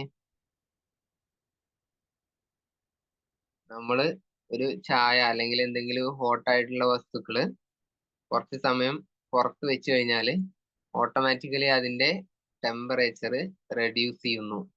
എന്തുകൊണ്ടാണ് അങ്ങനെ ടെമ്പറേച്ചർ റെഡ്യൂസ് ചെയ്യുന്നത് എന്നാണ് ചോദ്യം. ഓട്ടോമാറ്റിക്കലി അതിന്റെ ഹീറ്റ് എന്ത് ചെയ്യും? പുറത്തേക്ക് എന്ത് ചെയ്യും? ട്രാൻസ്ഫർ ആവുന്നുണ്ട്. സൗണ്ട് ക്ലിയർ ഇല്ലേ? സൗണ്ട് ക്ലിയർ ഇല്ലേ? ആ ഓക്കെ. അപ്പോ എന്തുകൊണ്ടാണ് പുറത്തേക്ക് ടെമ്പറേച്ചർ പാസ് ആവുന്നത് എന്നാണ് ചോദിച്ചത്. നോർമലി എന്ത് ചെയ്യുന്നു? ഓട്ടോമാറ്റിക്കലി ചൂട് സറൗണ്ടിങ്സിലേക്ക് പോവാണ്. തെർമൽ ഈക്വിലിബ്രിയത്തിൽ എത്താൻ വേണ്ടിയിട്ടാണ് ടെമ്പറേച്ചർ കുറയുന്നത്. അപ്പൊ ഹീറ്റ് എനർജി സറൗണ്ടിങ്സിലേക്ക് ഓട്ടോമാറ്റിക്കലി പോവാണ്. ഇപ്പൊ ഞാനിവിടെ ഒരു കപ്പ് ഓഫ് ടീനെ ഇങ്ങനെ വരയ്ക്കുകയാണെങ്കിൽ ഇത് 10 ഡിഗ്രി സെൽഷ്യസ് ആണ്. അല്ല 10 വേണ്ട, ഒരു 50 ഡിഗ്രി സെൽഷ്യസ്. സറൗണ്ടിങ്സിൽ ആകെ 15 ഡിഗ്രി ഉള്ളൂ എങ്കിൽ അറ്റ്മോസ്ഫിയറിന്റെ ടെമ്പറേച്ചർ 15 ഡിഗ്രി സെൽഷ്യസും ഈ ചായന്റെ ഡിഗ്രി സെൽഷ്യസ് 50 ഡിഗ്രി ആണെങ്കിൽ ഓട്ടോമാറ്റിക്കലി ഈ ഹീറ്റ് എനർജി കൂടിയ സ്ഥലത്ത് നിന്നും കുറഞ്ഞ സ്ഥലത്തേക്ക് പോകും. ഹീറ്റ് എനർജി കൂടിയ സ്ഥലത്തേക്ക് നിന്നും കുറഞ്ഞ സ്ഥലത്തേക്ക് മൂവ് ചെയ്യുന്നതിനെയാണ് എന്ത് പറയാം? തെർമോഡൈനാമിക് ഈക്വിലിബ്രിയത്തിലാവുക, ടെമ്പറേച്ചർ ഈക്വിലിബ്രിയത്തിലാവുക എന്ന് പറഞ്ഞാൽ, അതായത് തെർമൽ ഈക്വിലിബ്രിയത്തിലാവുക. നമ്മൾ തെർമോഡൈനാമിക് ആണ് പറയുന്നത്, പക്ഷെ ആദ്യം തെർമൽ ഈക്വിലിബ്രിയം എന്ന് പറഞ്ഞാൽ താപനില അല്ലെങ്കിൽ ആവുന്നതിനെയാണ് തെർമൽ ഈക്വിലിബ്രിയം എന്ന് പറയാം. എന്നാൽ തെർമോഡൈനാമിക് ഈക്വിലിബ്രിയം എന്ന് പറഞ്ഞാൽ മെക്കാനിക്കൽ ആൻഡ് കെമിക്കൽ ഈക്വിലിബ്രിയ. അവിടെ നമ്മൾ ഒരു ഒബ്ജക്റ്റ് മൂവ് ചെയ്യുന്നുണ്ടെങ്കിൽ ആ മൂവ് ചെയ്യുന്നതിനെ ഒരു സ്റ്റേബിൾ സ്റ്റേറ്റിലേക്ക് എത്തുന്നതും, അതുപോലെ തന്നെ കെമിക്കൽ ഇക്വിലിബ്രിയം എന്ന് പറഞ്ഞാൽ റിയാക്ഷൻ കഴിയുന്നതോടുകൂടി അത് കെമിക്കൽ ഇക്വിലിബ്രിയത്തിലാവും. എല്ലാ സംഗതികളും നടക്കുന്നത് ഒരു ഇക്വിലിബ്രിയത്തിലേക്ക് എത്താൻ വേണ്ടിയിട്ടാണ്. രണ്ട് വസ്തുക്കൾ തമ്മിൽ അട്രാക്ട് ചെയ്യുന്നതും അവിടെ ആ ഒരു ഇക്വിലിബ്രിയത്തിൽ എത്താനാണ്. അപ്പൊ ഒരു ചായ കൊണ്ടുവന്ന് വെച്ചാൽ അത് തണുക്കുന്നതും തെർമൽ ഈക്വിലിബ്രിയത്തിലാവാൻ വേണ്ടിയിട്ടാണ്. ഒരു വസ്തു മുകളിൽ നിന്നും ഒരു വെള്ളം, ഒരു ടാങ്കിൽ മുകളിൽ വെള്ളം വെച്ചിട്ടുണ്ടെങ്കിൽ ആ വെള്ളം താഴേക്ക് വരുന്നതും ആ ഒരു ഇക്വിലിബ്രിയം സ്റ്റേറ്റിലേക്ക് താഴെ എത്താൻ വേണ്ടിയിട്ടാണ്, എനർജി കുറക്കാൻ വേണ്ടിയിട്ടാണ് എന്നൊക്കെ നമുക്ക് പറയാൻ പറ്റും. അപ്പൊ ഇക്വിലിബ്രിയം എന്ന് പറഞ്ഞാൽ ഒരേപോലെ ആവുക എന്നുള്ളതാണ്. തെർമോഡൈനാമിക് ഇക്വിലിബ്രിയം എന്നതിന്റെ ഉദ്ദേശം മെക്കാനിക്കലും കെമിക്കൽ ഈക്വിലിബ്രിയവും ഒരുമിച്ച് വരുന്നതിനെയാണ് തെർമോഡൈനാമിക് ഈക്വിലിബ്രിയം എന്ന് പറയുന്നത്. കെമിക്കലി എന്തെങ്കിലും ചേഞ്ച് വരുത്താനുണ്ടെങ്കിൽ ആ റിയാക്ഷൻ നടക്കുന്നതോടുകൂടി അത് കെമിക്കൽ ഈക്വിലിബ്രിയത്തിലും, എന്തെങ്കിലും വസ്തുക്കൾ അങ്ങോട്ടും ഇങ്ങോട്ടും ട്രാൻസ്ഫർ നടക്കണമെങ്കിൽ അങ്ങനെ ട്രാൻസ്ഫർ ചെയ്യുന്നതോടുകൂടി മെക്കാനിക്കൽ ഈക്വിലിബ്രിയത്തിലും ആവും. അതായത് നമ്മൾ മാങ്ങ ഉപ്പിലിട്ട് വെക്കുമ്പോൾ അവിടെ ഓസ്മോസിസ് ഒക്കെ പറയാറുണ്ട്. ഉപ്പ് ഗാഢത കൂടിയ സ്ഥലത്ത് നിന്ന് ഗാഢത കുറഞ്ഞ സ്ഥലത്തേക്ക്, കോൺസെൻട്രേഷൻ കൂടിയ സ്ഥലത്ത് നിന്ന് കുറഞ്ഞ സ്ഥലത്തേക്ക് പോകുന്നു എന്ന് പറയാറുണ്ട്. ആ ഒരു കോൺസെപ്റ്റ് തന്നെയാണ് ഇവിടെയും.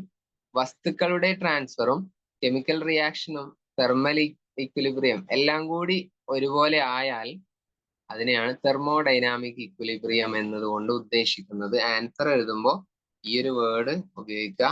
മെക്കാനിക്കൽ ആൻഡ് കെമിക്കൽ ഇക്വിലിബ്രിയ ഒരുമിച്ച് വരുന്നതിനെയാണ്, എക്സിബിറ്റ് ചെയ്യുന്നതിനെയാണ് തെർമോഡൈനാമിക് ഇക്വിലിബ്രിയം എന്ന് ഉദ്ദേശിക്കുന്നത്.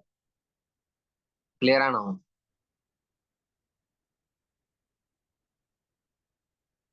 ക്ലിയർ ആണോ?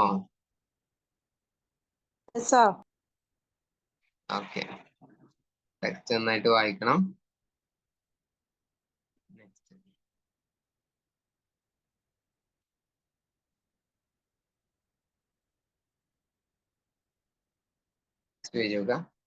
തെർമോഡൈനാമിക് പ്രോസസ്സുകൾ ഏതൊക്കെയാണ്? തെർമോഡൈനാമിക് പ്രോസസ്സുകൾ ഏതൊക്കെയാണ് നോക്കാം.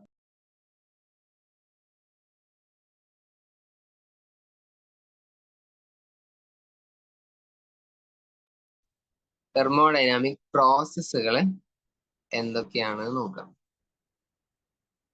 ഫസ്റ്റ് പ്രോസസ് ആണ് റിവേഴ്സിബിൾ പ്രോസസ്. Reversible process. അപ്പൊ അതിന് മുന്നത്തെ ആ ഒരു സെന്റൻസും കൂടി ജസ്റ്റ് വായിച്ചു നോക്കാം. If any of the thermodynamic variables of the system while going from one equilibrium state to another system, the system is said to be execute thermodynamic process.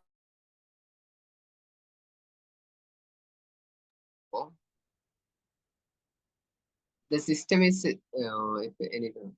നമ്മുടെ thermodynamic variables ഉണ്ടല്ലോ, പ്രഷർ, വോളിയം, ടെമ്പറേച്ചർ, ഇതിൽ ഏതിനെങ്കിലും മാറ്റം വരുന്നുണ്ടെങ്കിൽ അങ്ങനെയുള്ള എല്ലാ പ്രോസസ്സുകളെയും thermodynamic process ആയിട്ട് നമുക്ക് പറയാൻ പറ്റും.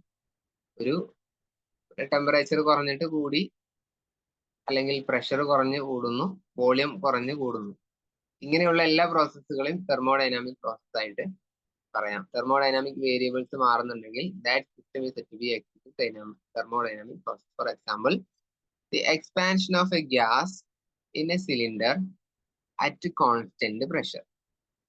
Expansion of a gas in a cylinder at constant pressure due to heating is called a thermodynamic process.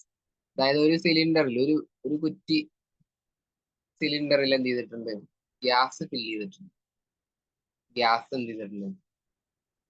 Fill ചെയ്തിട്ടുണ്ട്. ഇതിന് കോൺസ്റ്റന്റ് പ്രഷറാണ്, പ്രഷർ കൂടുന്നില്ല. അതായത് വേറെ കംപ്രഷൻ ഒന്നും കൊടുക്കുന്നില്ല.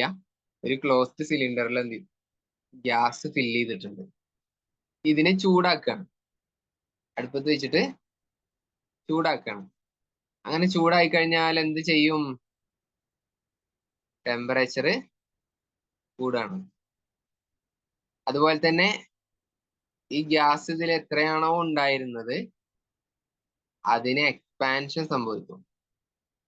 അതിന് മോളിക്യൂൾസ് ഒക്കെ എക്സ്പാൻഡ് ചെയ്യാൻ തുടങ്ങും. നല്ലോണം ക്ലോസ്ഡ് ആണെങ്കിൽ ഇത് പൊട്ടിത്തെറിക്കുകയും ചെയ്യും. ക്ലോസ്ഡ് വെസൽ ആണെങ്കിൽ ആ വെസൽ തീരെ ഉറപ്പില്ലെങ്കിൽ പൊട്ടിത്തെറിക്കും, കാരണം എക്സ്പാൻഷൻ സംഭവിക്കും. പക്ഷെ പിന്നെ നല്ല കണ്ടെയ്നർ ആണെങ്കിൽ പൊട്ടൂല എന്ന് മാത്രം. അപ്പൊ ഒരു സിലിണ്ടറിൽ കോൺസ്റ്റന്റ് പ്രഷറിൽ ടെമ്പറേച്ചർ കൂട്ടുമ്പോൾ ഓട്ടോമാറ്റിക്കലി അത് തെർമോഡൈനാമിക് പ്രോസസ് ആണ്, അല്ലെങ്കിൽ അതിന്റെ വോളിയം കൂടുന്നു. The graphical representation of thermodynamic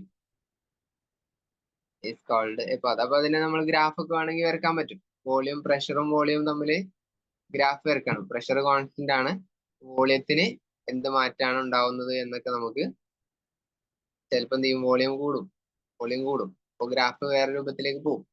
എങ്ങനെയാണോ വരുന്നത് അതിനെ നമുക്ക് ഗ്രാഫായിട്ട് വരക്കാനും പറ്റും. അതിൽ ഫസ്റ്റ്, അതൊരു എക്സാമ്പിൾ പറഞ്ഞതാണ്. എന്താണ് തെർമോഡൈനാമിക് പ്രോസസ് എന്നുള്ളതിന് എക്സാമ്പിൾ പറഞ്ഞതാണ്. റിവേഴ്സിബിൾ പ്രോസസ് എന്താണ്? റിവേഴ്സിബിൾ പ്രോസസ് എന്ന് പറഞ്ഞാൽ അതേ നമ്മൾ എന്താണോ ചെയ്തത് അതിനെ തിരിച്ചു കൊണ്ടുവരാൻ പറ്റുമെങ്കിൽ അതാണ് റിവേഴ്സിബിൾ പ്രോസസ്. ഐസിനെ മെൽറ്റ് ആക്കി, വീണ്ടും മെൽറ്റ് ആയ ഐസിനെ എന്ത് ചെയ്യും? ഫ്രീസറിൽ വെച്ചാൽ വീണ്ടും ഉരുകുമല്ലോ, വീണ്ടും എന്ത് ചെയ്യും, ഐസായിട്ട് മാറും. അപ്പൊ ആ പ്രോസസ്സ് എന്താണ്? ഒരു റിവേഴ്സിബിൾ പ്രോസസ് ആണ് എന്ന് പറയാം. അപ്പൊ റിവേഴ്സിബിൾ പ്രോസസ്സിന്റെ എക്സാമ്പിൾ പറയാൻ പറഞ്ഞാല് melting of ice. And again we can freeze it. അതിന് വീണ്ടും തണുപ്പിക്കാൻ പറ്റും.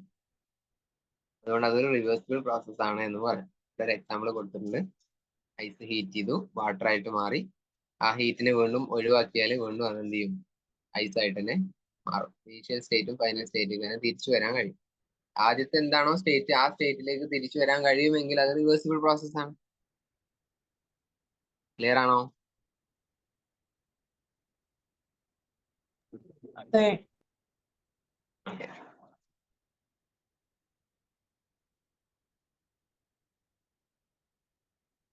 Then consider another example. Consider a spring supported at one end. ഒരു എൻഡില് ഫിക്സ് ചെയ്തിട്ടുള്ള ഒരു spring. Put some masses and it's a free. അതിന്റെ ഒരു തലക്ക് എന്ത് ചെയ്തു, മാസ് കൊടുത്ത്. You will not the spring along it. അതിന്റെ ലെങ്ത് എന്ത് ചെയ്തു, കൂടും. Now remove the mass one by one. You will see that spring traces its initial position. അങ്ങനെയാണെങ്കിൽ അതൊരു റിവേഴ്സിബിൾ പ്രോസസ് ആണ്.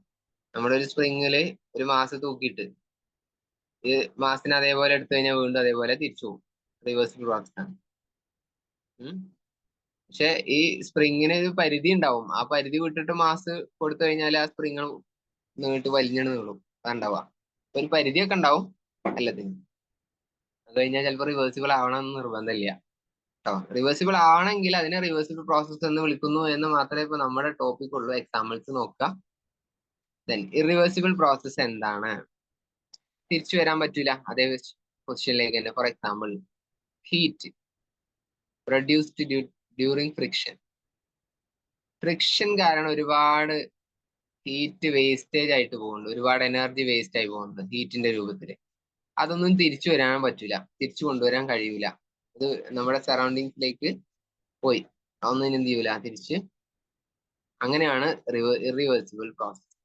ഷുഗർ ഡിസോൾഡ് ഇൻ വാട്ടർ, വേറെ രൂപത്തിലൊക്കെ തിരിക്കാം, പക്ഷെ അത് ഒരു resting of iron chemical reaction ആണ്. അത് കെമിക്കൽ റിയാക്ഷൻസ് ഒക്കെ നോർമലി റിവേഴ്സിബിൾ ആണ്. റിവേഴ്സിബിൾ ആയിട്ടുള്ളതും ഉണ്ട് കേട്ടോ. ഇപ്പൊ രണ്ട് എക്സാമ്പിൾ അവിടെയും നോക്കാം. ഐസോതെർമൽ പ്രോസസ് എന്താണ്? ഐസോതെർമൽ പ്രോസസ് ഒരു പ്രോസസ്സ് ടെമ്പറേച്ചർ കോൺസ്റ്റന്റ് ആയിട്ടുള്ള സമയത്ത് നടക്കുകയാണെങ്കിൽ, കോൺസ്റ്റന്റ് ടെമ്പറേച്ചർ, അതിനെയാണ് isothermal process. Process at which that takes place during A constant temperature. താപനിലയിൽ വ്യത്യാസമില്ലാതെ ഒരു പ്രോസസ്സ് നടക്കുകയാണ്, ചൂടാക്കിയിട്ടില്ല.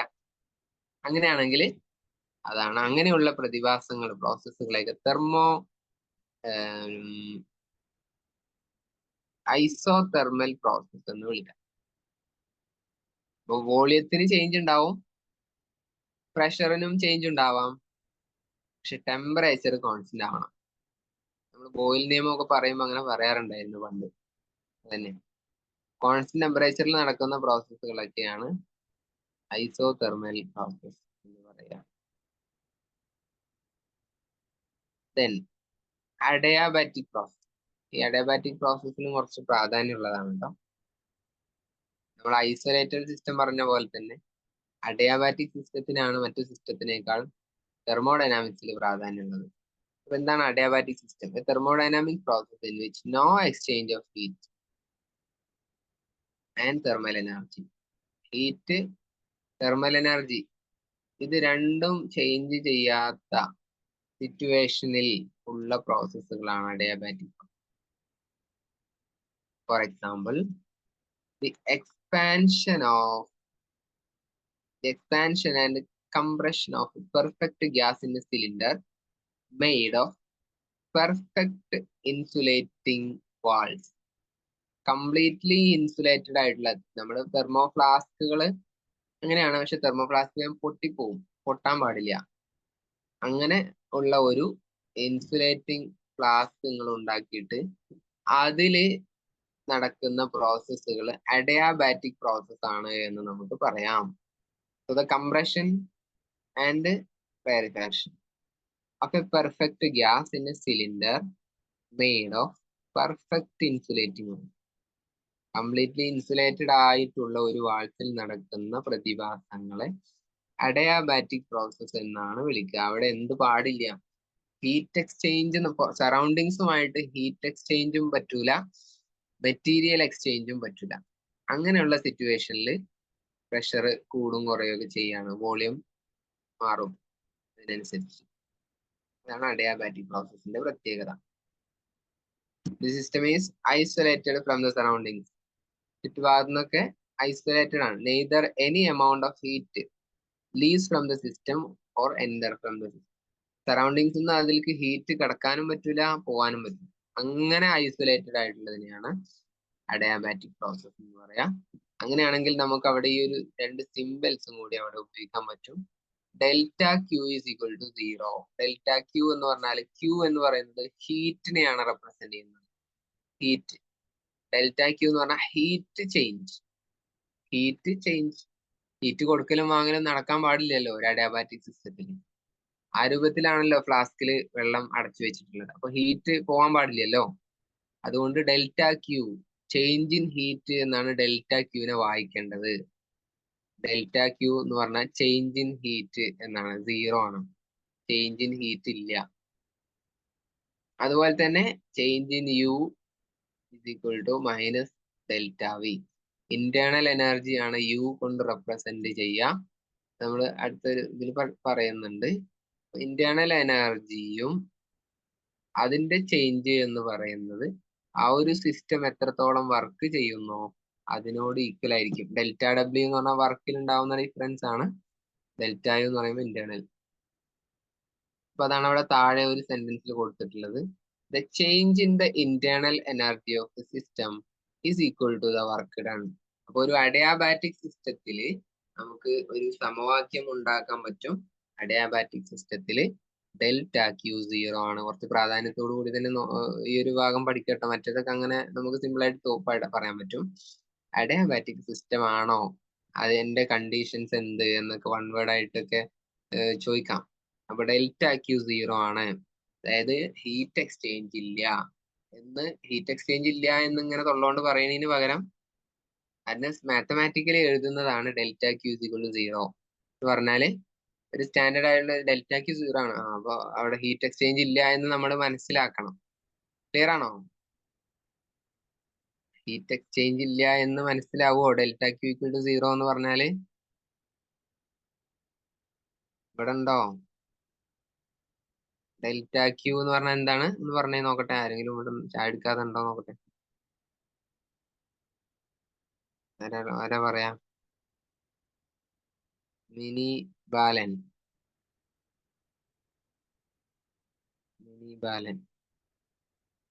റെഡിയാണോ? ഡെൽറ്റ ക്യൂ എന്ന് പറഞ്ഞാൽ എന്തായിരുന്നു പറഞ്ഞുതരാൻ പറ്റുമോ നോക്കട്ടെ? സൈവ, സഞ്ജന, സുമയ്യ, പറഞ്ഞോളൂ. ഹീറ്റ് എക്സ്ചേഞ്ച് ഇല്ല. അപ്പൊ ഇവിടെ ഉണ്ട്. ഹീറ്റ് എക്സ്ചേഞ്ച് ഇല്ലെങ്കിൽ ഡെൽറ്റ ക്യൂ 0 ആണ് എന്ന് നമുക്ക് പറയാം. ഓക്കെ. അതുപോലെ തന്നെ ഇന്റേണൽ എനർജി എന്ന് പറയുമ്പോൾ ഒരു പാർട്ടിക്കിളിന്റെ ഇന്റർമോളിക്കുലാർ അല്ലെങ്കിൽ മോളിക്കുലാർ ലെവലിലുള്ള എനർജിനെയാണ് ഇന്റേണൽ എനർജി എന്ന് പറയാം. അടുത്തൊരു പേജിൽ അത് വരുന്നുണ്ട്. അപ്പോൾ internal energy of the system, അതിലുണ്ടാകുന്ന മാറ്റം is equal to the work done on the system. ആ സിസ്റ്റത്തിൽ ചെയ്യുന്ന വർക്ക് എന്ന് പറയുന്നത് ആ വസ്തുവിന്റെ ഇന്റേണൽ എനർജിനെ ചേഞ്ച് ചെയ്യും. അത് രണ്ടും തമ്മിൽ ഈക്വൽ ആയിരിക്കും വിത്ത് നെഗറ്റീവ് സൈന് എന്ന് ജസ്റ്റ് നമ്മൾ അഡയാബാറ്റിക് സിസ്റ്റത്തിന്റെ ഒരു കണ്ടീഷൻ ആയിട്ട് നമ്മൾ മനസ്സിലാക്കി വെക്കുക. ഡെൽറ്റ ക്യൂ ഒന്നും ചേഞ്ച് വരുന്നില്ല. അങ്ങനെ ആവുമ്പോൾ delta W is equal to minus delta W എന്നത് ഒരു അഡയാബാറ്റിക് പ്രോസസ്സിൽ നടക്കുന്ന സംഗതിയാണ്. അതാണ് ആ ഒരു ഫസ്റ്റ് ഒരു സെന്റൻസിൽ അവിടെ പറഞ്ഞിട്ടുള്ളത്.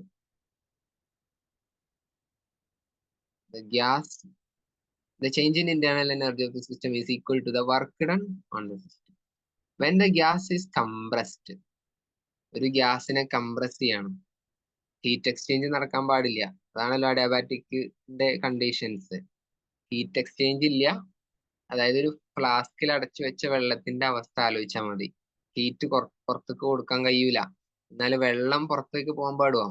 വെള്ളവും നീരാവിയായിട്ടോ ഐസായിട്ടോ എന്തായിട്ടും പുറത്തേക്ക് പോകാൻ പാടില്ല. അങ്ങനെയുള്ള ഒരു സിസ്റ്റത്തിന് നമ്മൾ when the gas is compressed, അതിനെ കംപ്രസ് ചെയ്യാണ്. The work is done on the system. നമ്മള് പ്രഷർ കൊടുത്ത് കംപ്രസ് ചെയ്ത് കഴിഞ്ഞാല് ഫ്ലാസ്ക് ആകുമ്പോൾ ഫ്ലാസ്ക് പൊട്ടും. പക്ഷെ ഫ്ലാസ്ക് അല്ലാത്ത ഒരു വേറൊരു വസ്തുക്കൾ കൊണ്ടുണ്ടാക്കിയിട്ടുള്ള ഒരു സിസ്റ്റം ആണ് എങ്കിൽ അതിന് കംപ്രഷൻ കൊടുക്കുമ്പോൾ, അതായത് ഒരു പിസ്റ്റൺ ഒക്കെ വെച്ചിട്ട് കംപ്രഷൻ കൊടുക്കാലോ. പിസ്റ്റൺ ഒക്കെ വെച്ചിട്ട് കംപ്രഷൻ കൊടുക്കാൻ പറ്റും. അങ്ങനെ when the gas is compressed, work is done on the system. അങ്ങനെ അത് ആ സിസ്റ്റത്തിൽ വർക്ക് ചെയ്തു എന്ന് പറയാം. So delta U becomes positive and the internal energy of the system increases. അപ്പൊ നമ്മൾക്ക് പറയാൻ പറ്റും ഡെൽറ്റ ഡബ്ല്യു എന്ന് പറഞ്ഞാൽ നമ്മൾ കൊടുക്കുന്ന ആ ഒരു കംപ്രഷൻ ആണ്. അങ്ങനെയാണെങ്കിൽ അത് അതിന്റെ ഇന്റേണൽ എനർജിയെ മാറ്റം വരുത്തും. അതായത് മോളിക്കുലാർ ഡിസ്റ്റൻസ് കുറയും. Delta you become positive and the energy of the system increases. ആ ഒരു സിസ്റ്റത്തിന്റെ എനർജി അത് കൂട്ടും. when the gas is expand, ഇനി ആ ഗ്യാസ് എന്ത് ചെയ്യാണ്? എക്സ്പാൻഷന് വിധേയമാണ്. അതായത് ആ ഉണ്ടാക്കിയ ഫ്ലാസ്ക് അല്ല, ഹീറ്റും അതുപോലെ മെറ്റീരിയലും പുറത്തു കിടക്കാത്ത ആ ഒരു system എക്സ്പാൻഷന് വിധേയമാവുകയാണെങ്കിൽ the work is done by the system and is taken as positive. അവിടെ അത് പോസിറ്റീവ് എനർജിയാണ് ഉണ്ടാവുക. ഡെൽറ്റ യു അപ്പോൾ നെഗറ്റീവ് ആയിരിക്കും. വർക്ക് ഡണ്ണും ഡെൽറ്റ യുവിന്റെയും നെഗറ്റീവ് ഓപ്പോസിറ്റ് സിമ്പിൾസ് ആണ് എന്നത് ഈ ഒരു സമവാക്യത്തിൽ നിന്ന് തന്നെ നമ്മൾ ഓർത്തു വെക്കുക. The internal energy of the system decreases. അപ്പോ നേരത്തെ നമ്മൾ പറഞ്ഞു വർക്ക് ഡൺ ഓൺ ദ സിസ്റ്റവും ബൈ ദ സിസ്റ്റവും എനർജി എങ്ങനെയാണ് റിലേറ്റഡ് ആയത് എന്നുള്ളത് അവിടെ പറഞ്ഞ പോയിന്റ് ഇവിടെ ഒന്ന് റിമൈൻഡ് ചെയ്താൽ മതി കേട്ടോ. അഡിയാബാറ്റിക് സിസ്റ്റത്തിനെ കണക്ട് ചെയ്തിട്ടായിരിക്കും ചോദ്യം വരികയാണെങ്കിൽ വരിക. അപ്പൊ ആ രണ്ട് ഇക്വേഷനും ഒരു സ്റ്റേറ്റ്മെന്റും കൂടി മനസ്സിൽ വെക്കുക. Okay, then isobaric process. എന്താണ് ഐസോബാറിക് പ്രോസസ്? ഒന്നും ആലോചിക്കാനില്ല. കോൺസ്റ്റന്റ് പ്രഷറിലാണ് നമ്മൾ ഒരു സംഗതി നടത്തുന്നതെങ്കിൽ അങ്ങനെയുള്ള പ്രോസസ്സുകളെയാണ് ഐസോബാറിക് പ്രോസസ് എന്ന് പറയാം. അപ്പോൾ അഡിയാബാറ്റിക്കിലാവുമ്പോൾ അവിടെ എന്ത് മാറുന്നില്ല? ഹീറ്റ് എക്സ്ചേഞ്ചും മെറ്റീരിയൽ എക്സ്ചേഞ്ചുമാണ് ഇല്ലാത്തത്. എന്നാൽ ഐസോബാറിക് എന്ന് പറഞ്ഞാൽ പ്രഷറിനെ മാറ്റം വരുത്താതെ ടെമ്പറേച്ചറും വോളിയം ഒക്കെ മാറ്റം വരുത്തി കളിക്കുന്നതിനെയാണ് ഐസോബാറിക് പ്രോസസ് എന്ന് പറയുന്നത്. ദെൻ ഐസോകോറിക് പ്രോസസ് എന്ന് പറഞ്ഞാൽ റിമെയിൻ വോളിയം, കോൺസ്റ്റന്റ് വോളിയം ആണെങ്കിൽ വോളിയത്തിൽ മാറ്റമില്ല, പ്രഷറും ടെമ്പറേച്ചറും ഒക്കെ കൂട്ടും കുറക്കൊക്കെ ചെയ്യാൻ പറ്റുന്ന ഒരു സിസ്റ്റമാണ്. അങ്ങനെയുള്ള പ്രോസസ്സുകളെയാണ് ഐസോകോറിക് പ്രോസസ്സ് എന്ന് പറയാം. അപ്പോ ഓരോ പ്രോസസ്സുകൾ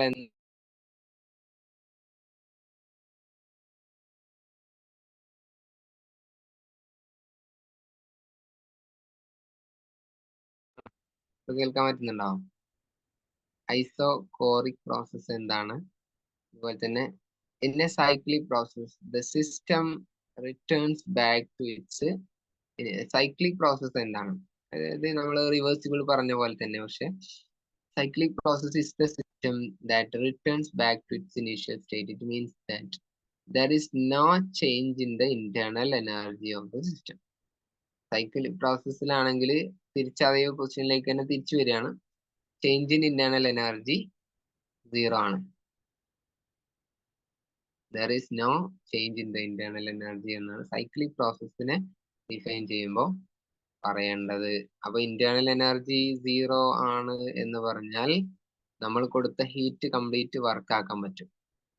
delta Q is equal to delta W.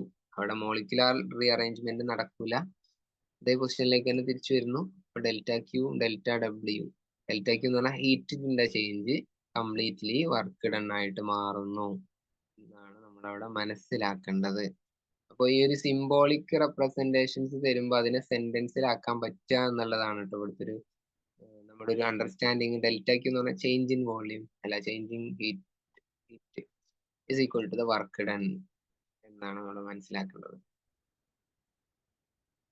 ഇത്രയും ടൈപ്പ് പ്രോസസ്സുകളെ വൺ മാർക്കിന് ഡിഫൈൻ ചെയ്യാൻ പറയാം. അഡയാബാറ്റിക് ആണ് ഒന്നുകൂടി ഇമ്പോർട്ടൻസ് ഉള്ളത്. അതിന്റെ കണ്ടീഷൻസ് കൂടി എഴുതി വെച്ചിട്ട് അതിന്റെ മാർക്ക് മിസ്സാക്കാതിരിക്കുക കേട്ടോ. ദെൻ സീറോത്തിലോ, ഇനി ചാപ്റ്ററിൽ ഫസ്റ്റ് സെക്കൻഡ് തെർമോഡൈനാമിക് ലോസുകളാണ് പഠിക്കാനുള്ളത്. അതിൽ ഒന്നാമത്തെ ലോ സീറോത്ത് ലോ എന്നാണ് അറിയപ്പെടുന്നത്. സീറോത്ത് ലോയില് ഇത്ര ബുദ്ധിമുട്ടുള്ള കാര്യമൊന്നുമല്ല. അതിന്റെ സ്റ്റേറ്റ്മെന്റ് പഠിച്ചു വെക്കണം. വളരെ ഈസി ആയിട്ട് പഠിച്ചു വെക്കാവുന്നതാണ്. നോക്കുക, അതായത് 3 ബോഡികളുണ്ട്, 3 വസ്തുക്കൾ എന്ന് തൽക്കാലം നമ്മൾ അങ്ങനെ കരുതുക. 3 വസ്തുക്കൾ 1, 2, 3. ഇതിൽ ഒന്നിനെ എ എന്ന് വിളിച്ചു, ബി എന്ന് വിളിച്ചു, സി എന്ന് വിളിച്ചു. 3 വസ്തുക്കൾ. ഇത് നോക്കിയാ സ്റ്റേറ്റ്മെന്റ് നോക്കിയാണ്. If 2 bodies of all systems A and B are separately in thermal equilibrium, എയും ബിയും thermal ഈക്വിലിബ്രിയത്തിലാണ്. If two bodies or systems A and B are separately in thermal equilibrium with the third C, then A and B are in thermal equilibrium with each other. എന്ന് പറഞ്ഞാല് എയും സിയും equal temperature ആണ്, equal thermal ഇക്വിലിബ്രിയത്തിലാണ് എന്ന് പറഞ്ഞാൽ എയും സിയും ഒരേ ടെമ്പറേച്ചർ ആണെന്ന് നമുക്ക് പറയാം. ഇത് ബിയും സിയും തെർമൽ ഇക്വിലിബ്രിയത്തിലാണ് എങ്കിൽ ഓട്ടോമാറ്റിക്കലി എയും ബിയും തെർമൽ ഇക്വിലിബ്രിയത്തിൽ ആയിരിക്കും എന്ന് പറയുന്നതാണ് സീറോത്ത് ലോ. സ്റ്റേറ്റ്മെന്റ് ഒന്നുകൂടി കഴിഞ്ഞിട്ട് പോയിക്കാം, ഞാൻ പറയുന്നത് ശ്രദ്ധിക്കാം. എയും സിയും തെർമൽ ഇക്വിലിബ്രിയത്തിലാണ്. പിന്നെ പറഞ്ഞു ബിയും സിയും തെർമൽ ഇക്വിലിബ്രിയത്തിലാണ്. അങ്ങനെയാണെങ്കിൽ എയും ബിയും തെർമൽ ഇക്വിലിബ്രിയത്തിൽ ആയിരിക്കും എന്ന് പറയുന്ന ഒരു ലോജിക്ക് നോക്കുക. ഇത് 2 ഡിഗ്രി സെൽഷ്യസ് ആണ് ഓട്ടിപ്പോയി, അപ്പൊ ഇത് 2 ഡിഗ്രി സെൽഷ്യസ് ആണ്. പിന്നെ പറഞ്ഞു ബിയും സിയും ഒന്ന് തന്നെയാണ് പറഞ്ഞു, അപ്പൊ അത് 2 തന്നെയല്ലേ. പിന്നെ ഓട്ടോമാറ്റിക്കലി എയും ബിയും ഒന്ന് തന്നെയല്ലേ. എയും ബിയും 2 എന്ന നമ്പർ തന്നെയാണ് എന്നതാണ് സീറോത്ത് ലോ. എന്ന് പറഞ്ഞാലേ ഇത് മനസ്സിലായോ ഇല്ലയോ എന്ന് നോക്കട്ടോ. ഇത് ചായ, ഇത് കോഫി, ഇതിപ്പോ എന്താ ഹോർലിക്സ്.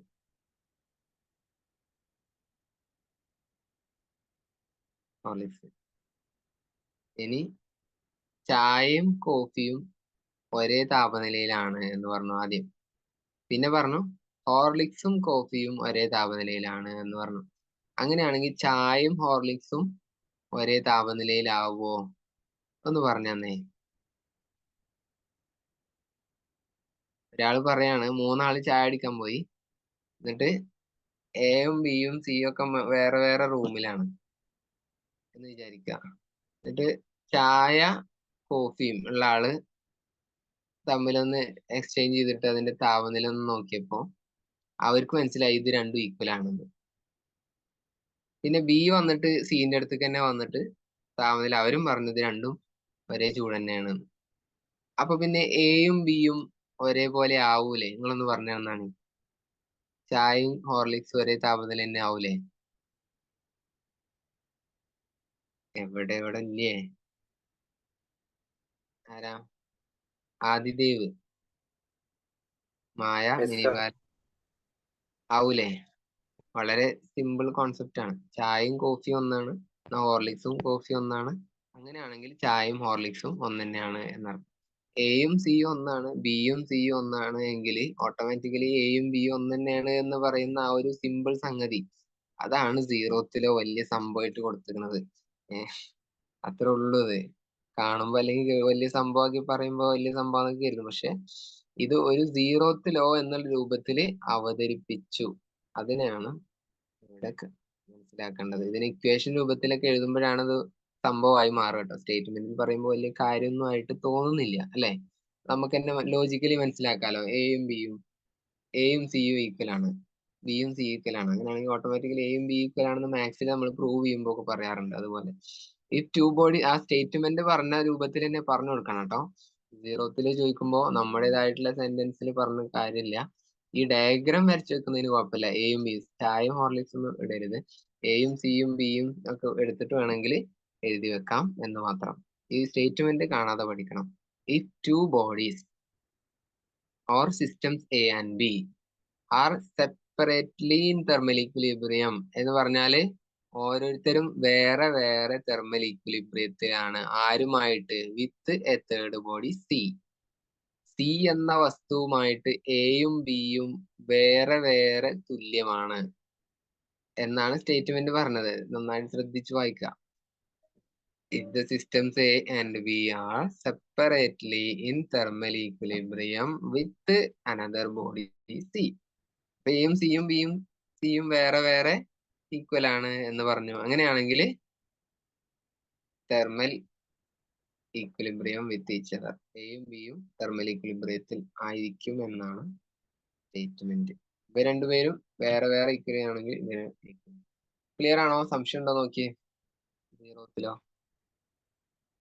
0ത്തിൽ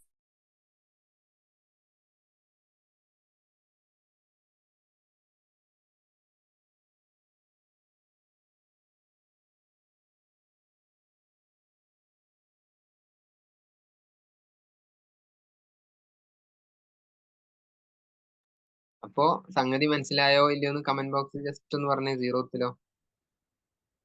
സ്റ്റേറ്റ്മെന്റ് കാണാതെ പഠിക്കണം. ക്ലിയർ അല്ലേ?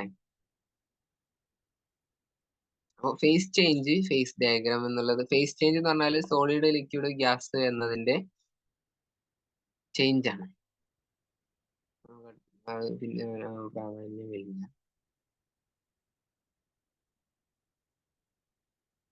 അടുത്തൊരു ടോപ്പിക് കൂടി പറഞ്ഞിട്ട് ക്ലാസ് സ്റ്റോപ്പ് ചെയ്യാം കേട്ടോ. Internal triple point of water. Triple point of water അതെന്താ നോക്കാം. Triple point of water.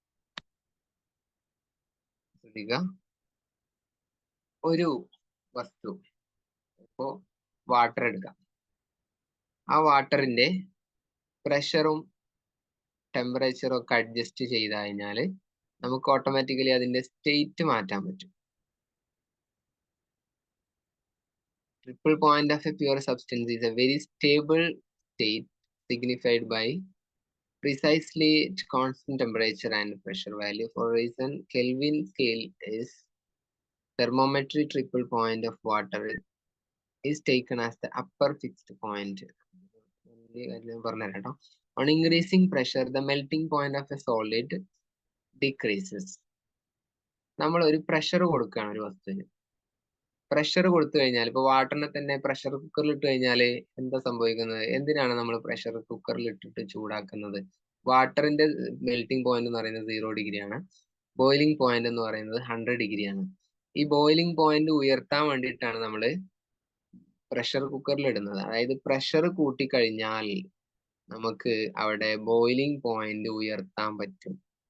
Boiling point ഉയർന്നാലേ നമുക്ക് പെട്ടെന്ന് കുക്ക് ചെയ്ത് കിട്ടുള്ളൂ. ഭക്ഷണം പെട്ടെന്ന് കുക്ക്ഡ് ആയി കിട്ടുള്ളൂ. 100 ഡിഗ്രിയിൽ ആണ് വേവുന്നതെങ്കിൽ കുറച്ച് സമയം കൂടുതൽ എടുക്കും. പക്ഷെ ആ 100 ഉള്ളത് ഒരു 120 ഡിഗ്രിയിലാണ് വെള്ളം തിളക്കുന്നതെങ്കിൽ 120 ഡിഗ്രി അത്രയും ചൂട് അരിക്ക് കിട്ടും. ആ അരി അപ്പം എന്ത് ചെയ്യും? പെട്ടെന്ന് കുക്ക്ഡ് ആവും. അതാണ് പ്രഷർ കൂടിക്കഴിഞ്ഞാൽ ബോയിലിംഗ് പോയിന്റ് കൂടും, എന്നാൽ മെൽറ്റിംഗ് പോയിന്റ് കുറയും. അപ്പൊ ഇങ്ങനെ പ്രഷർ അഡ്ജസ്റ്റ് ചെയ്തിട്ട് ബോയിലിംഗ് പോയിന്റും ഈ മെൽറ്റിംഗ് പോയിന്റും ഒക്കെ അങ്ങോട്ടും ഇങ്ങോട്ടും ഒക്കെ മാറ്റാൻ പറ്റും. ഇല്ലേ? അത് സമ്മതിക്കൂലേ? അത് ഓക്കെ ആണോ ഇല്ലേന്ന് നോക്കിയേ. മെൽറ്റിംഗ് പോയിന്റും ബോയിലിംഗ് പോയിന്റും പ്രഷർ അഡ്ജസ്റ്റ് ചെയ്തിട്ട് നമുക്ക് ശരിയാക്കാൻ പറ്റുമോ ഇല്ലേ? Yes, we can adjust. നമുക്ക് എന്ത് ചെയ്യാൻ പറ്റും? ബോയിലിംഗ് പോയിന്റ് കൂട്ടാനും കുറക്കാനും പറ്റും. മെൽറ്റിംഗ് പോയിന്റും കൂട്ടാനും കുറക്കാനും പറ്റും. എങ്ങനെ? പ്രഷർ കൂടാൻ പറ്റും. പ്രഷർ എന്ത് ചെയ്യാൻ പറ്റും? പ്രഷറിനെ മാറ്റം വരുത്തിയാൽ നമുക്ക് അതിൽ അഡ്ജസ്റ്റ്മെന്റ് വരുത്താൻ പറ്റും. അപ്പൊ ഈ മെൽറ്റിംഗ് പോയിന്റ്, ബോയിലിംഗ് പോയിന്റ് എന്നൊക്കെ പറഞ്ഞാൽ സംഭവം എന്താണ്? വാട്ടർ സോളിഡ് സ്റ്റേറ്റിലേക്കും ഗ്യാസ് സ്റ്റേറ്റിലേക്കും പോകുന്ന ആ ഒരു പോയിന്റിനെയാണല്ലോ നമ്മൾ മെൽറ്റിംഗ് പോയിന്റ്, ബോയിലിംഗ് പോയിന്റ് എന്നൊക്കെ പറയുന്നത്. ഐസ് ഉരുകുന്നതാണ് മെൽറ്റിംഗ് പോയിന്റ് അല്ലെ, 0 ഡിഗ്രി അല്ലേ. ആ 0 ഡിഗ്രി എന്നതിനെ മൈനസ് വാല്യൂയിലേക്ക് കൊണ്ടുപോകണമെങ്കിൽ പ്രഷർ കൊടുത്താൽ മതി. അതായത് ഒരു പ്രഷർ കുക്കറിൽ കംപ്ലീറ്റ്ലി പ്രഷർ ആയിട്ടുള്ള, അല്ലെങ്കിൽ പ്രഷർ കുക്കറിൽ ഐസ് ഇട്ടിട്ട് കാര്യമില്ല, നന്നായിട്ട് കംപ്രഷൻ ഉള്ള ഒരു സമയമാണെങ്കിൽ മെൽറ്റിംഗ് പോയിന്റ് 0-യിൽ നിന്നും മൈനസിലേക്ക് പോകും. എന്ന് പറഞ്ഞാല് 0 ഡിഗ്രിയിലാവുമ്പോ കംപ്രസ്ഡ് ആയിട്ടുള്ള ഐസ് ലിക്വിഡ് സ്റ്റേറ്റിലാവും, സോളിഡിൽ അല്ല നിൽക്കുക. നിങ്ങളൊരു ഐസും കട്ട എടുത്ത ടൈം ഒരു കത്തി മൂർച്ചയില്ലാത്തൊരു പേന കൊണ്ട്, മൂർത്തൊന്നും വേണ്ട, ഒരു പേന ഇങ്ങനെ വെച്ച് നോക്കി, ഓട്ടോമാറ്റിക്കലി അത് മെൽറ്റ് ആവും. എന്തുകൊണ്ടാണ് മെൽറ്റ് ആവുന്നത്? പ്രഷർ കൊടുത്തു കഴിഞ്ഞാൽ മെൽറ്റിംഗ് പോയിന്റ് കുറയും. മെൽറ്റിംഗ് പോയിന്റ് കുറയും എന്ന് പറഞ്ഞു കഴിഞ്ഞാൽ പിന്നെ അത് തണുക്കണമെങ്കിൽ ഒരു -4 -5 ഒക്കെ ഡിഗ്രി ആവണം. -10 ഡിഗ്രിയിലൊക്കെ ഉള്ളതിനെ ഇങ്ങനെ പ്രസ് ചെയ്ത് കഴിഞ്ഞാലും അത് ഉരുകൂല. നന്നായിട്ട് കംപ്രഷൻ കൊടുത്തു കഴിഞ്ഞാൽ വീണ്ടും മെൽറ്റിംഗ് പോയിന്റ് താഴും. അപ്പോ പ്രഷർ കൊടുത്തുകൊണ്ട് ഒരു വസ്തുവിന്റെ സ്റ്റേറ്റ് അങ്ങോട്ടും ഇങ്ങോട്ടും മാറ്റാൻ പറ്റും. Melting point, boiling point adjust ചെയ്യാന്ന് പറഞ്ഞാൽ സോളിഡ്, ലിക്വിഡ്, ഗ്യാസ് എന്നതിലേക്കുള്ള ആ ഒരു കൺവേർഷന്റെ വാല്യൂവിനെ അഡ്ജസ്റ്റ് ചെയ്യുക എന്നാണല്ലോ അവിടെ ഉദ്ദേശം. അപ്പൊ പ്രഷർ കൊടുത്തു കഴിഞ്ഞാൽ നമുക്ക് ഇതൊക്കെ മാറ്റാൻ പറ്റും എന്നുള്ളതാണ് ഫസ്റ്റ് പോയിന്റ്. അത് ശരിയാണോ, മനസ്സിലായിട്ടുണ്ടോ എന്ന് നോക്കാം. ഇല്ലെങ്കിൽ പ്രഷർ കുക്കറിൽ ഉള്ള ഒരു വാട്ടറിന്റെ തെർമോമീറ്റർ ഇട്ടിട്ട് ടെമ്പറേച്ചർ ഒന്ന് അളന്ന് നോക്കിയാൽ അറിയാം 100-ലല്ല തിളക്കുക, 120-ൽ. അതുകൊണ്ടാണ് വേഗം കുക്ക്ഡ് ആവുന്നത്. അപ്പൊ പ്രഷർ അഡ്ജസ്റ്റ് ചെയ്തുകൊണ്ട് ഇങ്ങനെ ചെയ്യാൻ പറ്റും എന്ന ലോജിക്കാണ് ആദ്യം. എന്താണ് ട്രിപ്പിൾ പോയിന്റ് എന്ന് പറഞ്ഞിട്ടില്ല. ട്രിപ്പിൾ പോയിന്റ് എന്ന് പറഞ്ഞാൽ നോക്കുക, ഏതോ ഒരു ടെമ്പറേച്ചറിൽ സോളിഡും ലിക്വിഡും ഗ്യാസും ഒരുമിച്ച് വരുത്താൻ പറ്റും എന്നാണ് പറയുന്നത്. ആ പോയിന്റിനെയാണ് ട്രിപ്പിൾ പോയിന്റ് എന്ന് പറയാം. അപ്പൊ പ്രഷർ കൂട്ടിയും കുറച്ചൊക്കെ നമുക്ക് മെൽറ്റിംഗ് പോയിന്റും ബോയിലിംഗ് പോയിന്റും ഒക്കെ അഡ്ജസ്റ്റ് ചെയ്യാമെങ്കിൽ തിയററ്റിക്കലി അങ്ങനെ ഒരു സ്റ്റേറ്റ് ഉണ്ടോ എന്നാണ് സയന്റിസ്റ്റുകൾ നോക്കിയത്. അപ്പൊ അവർക്ക് മാത്തമാറ്റിക്കലി ചെയ്തിട്ട് കിട്ടിയ വാല്യൂ ആണ് -273 ഡിഗ്രി സെൽഷ്യസ്. -23 ഡിഗ്രി സെൽഷ്യസ് എന്ന് പറഞ്ഞാല് ആ ഒരു സ്റ്റേറ്റിലേക്ക് തണുപ്പിച്ചു കഴിഞ്ഞാൽ അവിടെ സോളിഡും ലിക്വിഡും ഗ്യാസും ഒക്കെ ഒരേ തരത്തിലുള്ള ഒരു അവസ്ഥയാണ് ഉണ്ടാവുക എന്നാണ് പറയപ്പെടുന്നത്. ഒരിക്കലും അങ്ങനെ ഒരു ടെമ്പറേച്ചറിലേക്ക് നമുക്ക് എത്തിക്കാൻ പറ്റൂല. ഇതുവരെ കാലം വരെ തണുപ്പിച്ചിട്ട് ആകെ -100 ഡിഗ്രി, 150 ഡിഗ്രി ഒക്കെ എത്തിച്ചിട്ടുണ്ട്. ലിക്വിഡ് നൈട്രജൻ ഒക്കെ മൈനസ് ആണ്, വളരെ മൈനസ് ആണ്, -100-ന് മുകളിലാണ്. അപ്പൊ ആ മൈനസ് ഇങ്ങനെ കൊണ്ടുപോയി -273-ലേക്ക് എത്തിയാല്, അല്ലെങ്കിൽ -123-ൽ എത്തിയാല് ആ ഒരു സ്റ്റേറ്റിനെയാണ് അബ്സല്യൂട്ട് സീറോ ടെമ്പറേച്ചർ എന്നൊക്കെ പറയാം. അതന്നെയാണ് ഇവിടെ ട്രിപ്പിൾ പോയിന്റ് ഓഫ് വാട്ടർ എന്ന് പറഞ്ഞാൽ. മൂന്നും സോളിഡ്, ലിക്വിഡ്, ഗ്യാസിനെ ഒരുമിച്ച് വരുത്താനുള്ള ആ ഒരു 3 സ്റ്റേറ്റിനെയും ഒരുമിച്ച് വരുത്താനുള്ള ആ ഒരു കഴിവിനെയാണ്, ആ ഒരു സമയത്തെയാണ് ട്രിപ്പിൾ പോയിന്റ് എന്ന് പറയുന്നത്. ഈ ഒരു ലാസ്റ്റത്തെ പാരഗ്രാഫ് ഒന്നുകൂടി വായിച്ചു നോക്കുക. On increasing pressure the melting point of solid decreases. Melting point കുറക്കാൻ പറ്റും. അതുപോലെ തന്നെ boiling point of liquid increases. രണ്ടും പറ്റും. It is possible that by adjusting temperature and pressure we can obtain all the 3 states of matter to coexist simultaneously. ഒരുമിച്ച് 3 States, solid, liquid, gas എന്നുള്ള ആ ഒരു അവസ്ഥേനെ മൂന്നും ഒരുമിച്ച് എത്തിക്കാൻ പറ്റും. എങ്ങനെ? By adjusting temperature and pressure. താപനിലയും അതുപോലെ തന്നെ പ്രഷറും അഡ്ജസ്റ്റ് ചെയ്തിട്ട് ഒരു വസ്തുവിനെ 3 സ്റ്റേറ്റും ഒരുമിച്ച് കൊണ്ടുവരാൻ പറ്റും എന്ന് പറയപ്പെടുന്നു. ഒരിക്കലും നടന്നിട്ടില്ല, തിയററ്റിക്കലി നടന്നു. ആ വാല്യൂവിനെയാണ്, ആ വാല്യൂ ഓഫ് ടെമ്പറേച്ചർ ആൻഡ് പ്രഷറിനെയാണ് ട്രിപ്പിൾ പോയിന്റ് എന്ന് വിളിക്കുന്നത്. ട്രിപ്പിൾ പോയിന്റ് എന്ന് പറഞ്ഞാൽ matter coexist simultaneously in the 3 state available, liquid, solid, gas. ഇത് മൂന്നും ഒരുമിച്ച് വരുത്താൻ നമുക്ക് കൊണ്ട് കഴിയുമോ? തിയററ്റിക്കലി പറയാം, പക്ഷെ ഒരു പ്രാക്ടിക്കലി അത് ലാബുകളിലൊക്കെ മാത്രം പോസിബിൾ ആക്കാവുന്ന അല്ലെങ്കിൽ ബുദ്ധിമുട്ടായിട്ടുള്ള ഒരു സിറ്റുവേഷൻ. തിയററ്റിക്കലി ആണ് അതൊക്കെ കണ്ടുപിടിച്ചിട്ടുള്ളത് കേട്ടോ. അപ്പൊ അതിനെയാണ് ട്രിപ്പിൾ പോയിന്റ് എന്ന് പറയാം. സിമ്പിൾ ആയിട്ട് പറഞ്ഞാല് സോളിഡ്, ലിക്വിഡ്, ഗ്യാസ് എന്ന 3 അവസ്ഥയെ ഒരുമിച്ച് കൊണ്ടുവരാൻ കഴിയുന്ന താപനിലയും പ്രഷറിനെയുമാണ് ട്രിപ്പിൾ പോയിന്റ് എന്ന് പറയാ. It is the temperature and pressure that can be obtained a substance to the three states together simultaneously. പ്രഷറും താപനില അതുപോലെ തന്നെ അഡ്ജസ്റ്റ് ചെയ്തിട്ട് താപനിലയും പ്രഷറും അഡ്ജസ്റ്റ് ചെയ്തിട്ട് ഒരു വസ്തുവിനെ മൂന്നവസ്ഥയും കൂടിയിട്ടുള്ള ഒരവസ്ഥയിലേക്ക് എത്തിക്കാൻ പറ്റുമെന്ന് പറയപ്പെടുന്നു. ആ അവസ്ഥേനെയാണ് അല്ലെങ്കിൽ ആ സമയത്തുള്ള ടെമ്പറേച്ചറിനെയും പ്രഷറിനെയും കൂടിയിട്ടാണ് ട്രിപ്പിൾ പോയിന്റ് എന്ന് പറയാം. അപ്പൊ അങ്ങനെ ചോദിച്ചിട്ട് അങ്ങനെ കൂടുതൽ വൈഡായിട്ട് ചോദിക്കാറില്ലെങ്കിലും ഈ ഒരു സംഭവം എന്താണ് എന്നുള്ളത് ഈ ഒരു ലൈനെങ്കിലും നിർബന്ധമായിട്ട് മനസ്സിലാക്കി കേട്ടോ. ഒരു പോസിബിലിറ്റി ഉണ്ട് എന്നുള്ളത് മനസ്സിലാക്കി വെക്കുക. അതാണ് ട്രിപ്പിൾ പോയിന്റ്. ചിലപ്പോൾ 2 മാർക്കിനൊക്കെ ചിലപ്പോൾ ചോദിച്ചാല് സംഭവം സിമ്പിൾ കോൺസെപ്റ്റ് ആണ്, ഇതിനെയാണ് പറയുന്നത് എന്ന് ഓർത്ത് വെക്കാം. ക്ലിയർ? മനസ്സിലായോ? ക്ലിയർ ആയോ എന്ന് നോക്കട്ടോ. രണ്ട് ഭാഗവും ബാക്കി കാര്യങ്ങള് അടുത്ത ക്ലാസ്സിൽ ഡിസ്കസ് ചെയ്യാം. ഇന്റേണൽ എനർജി എന്നുള്ളത് നമ്മൾ ജസ്റ്റ് പറഞ്ഞിരുന്നു. അടുത്ത ക്ലാസ്സിൽ ഫസ്റ്റ് ലോയും ഒരു ഇക്വേഷൻ പഠിക്കാനുണ്ട്. അതുപോലെ തന്നെ സെക്കൻഡ് ലോയിൽ 3 കണ്ടീഷൻസ് പഠിക്കാനുണ്ട്. അതുപോലെ കാർനോട്ട് ടെൻഷൻസ്, അതിന്റെ അപ്ലിക്കേഷൻസ് എവിടെയാ വരുന്നത് എന്നുള്ള ഭാഗങ്ങളും കൂടി നമുക്ക് അടുത്ത ക്ലാസ്സിൽ പറയാനുണ്ട്. അതിൽ 2-3 ഇക്വേഷൻസ് കൂടി നമ്മൾ പഠിക്കാനുണ്ട് അടുത്ത ക്ലാസ്സിൽ.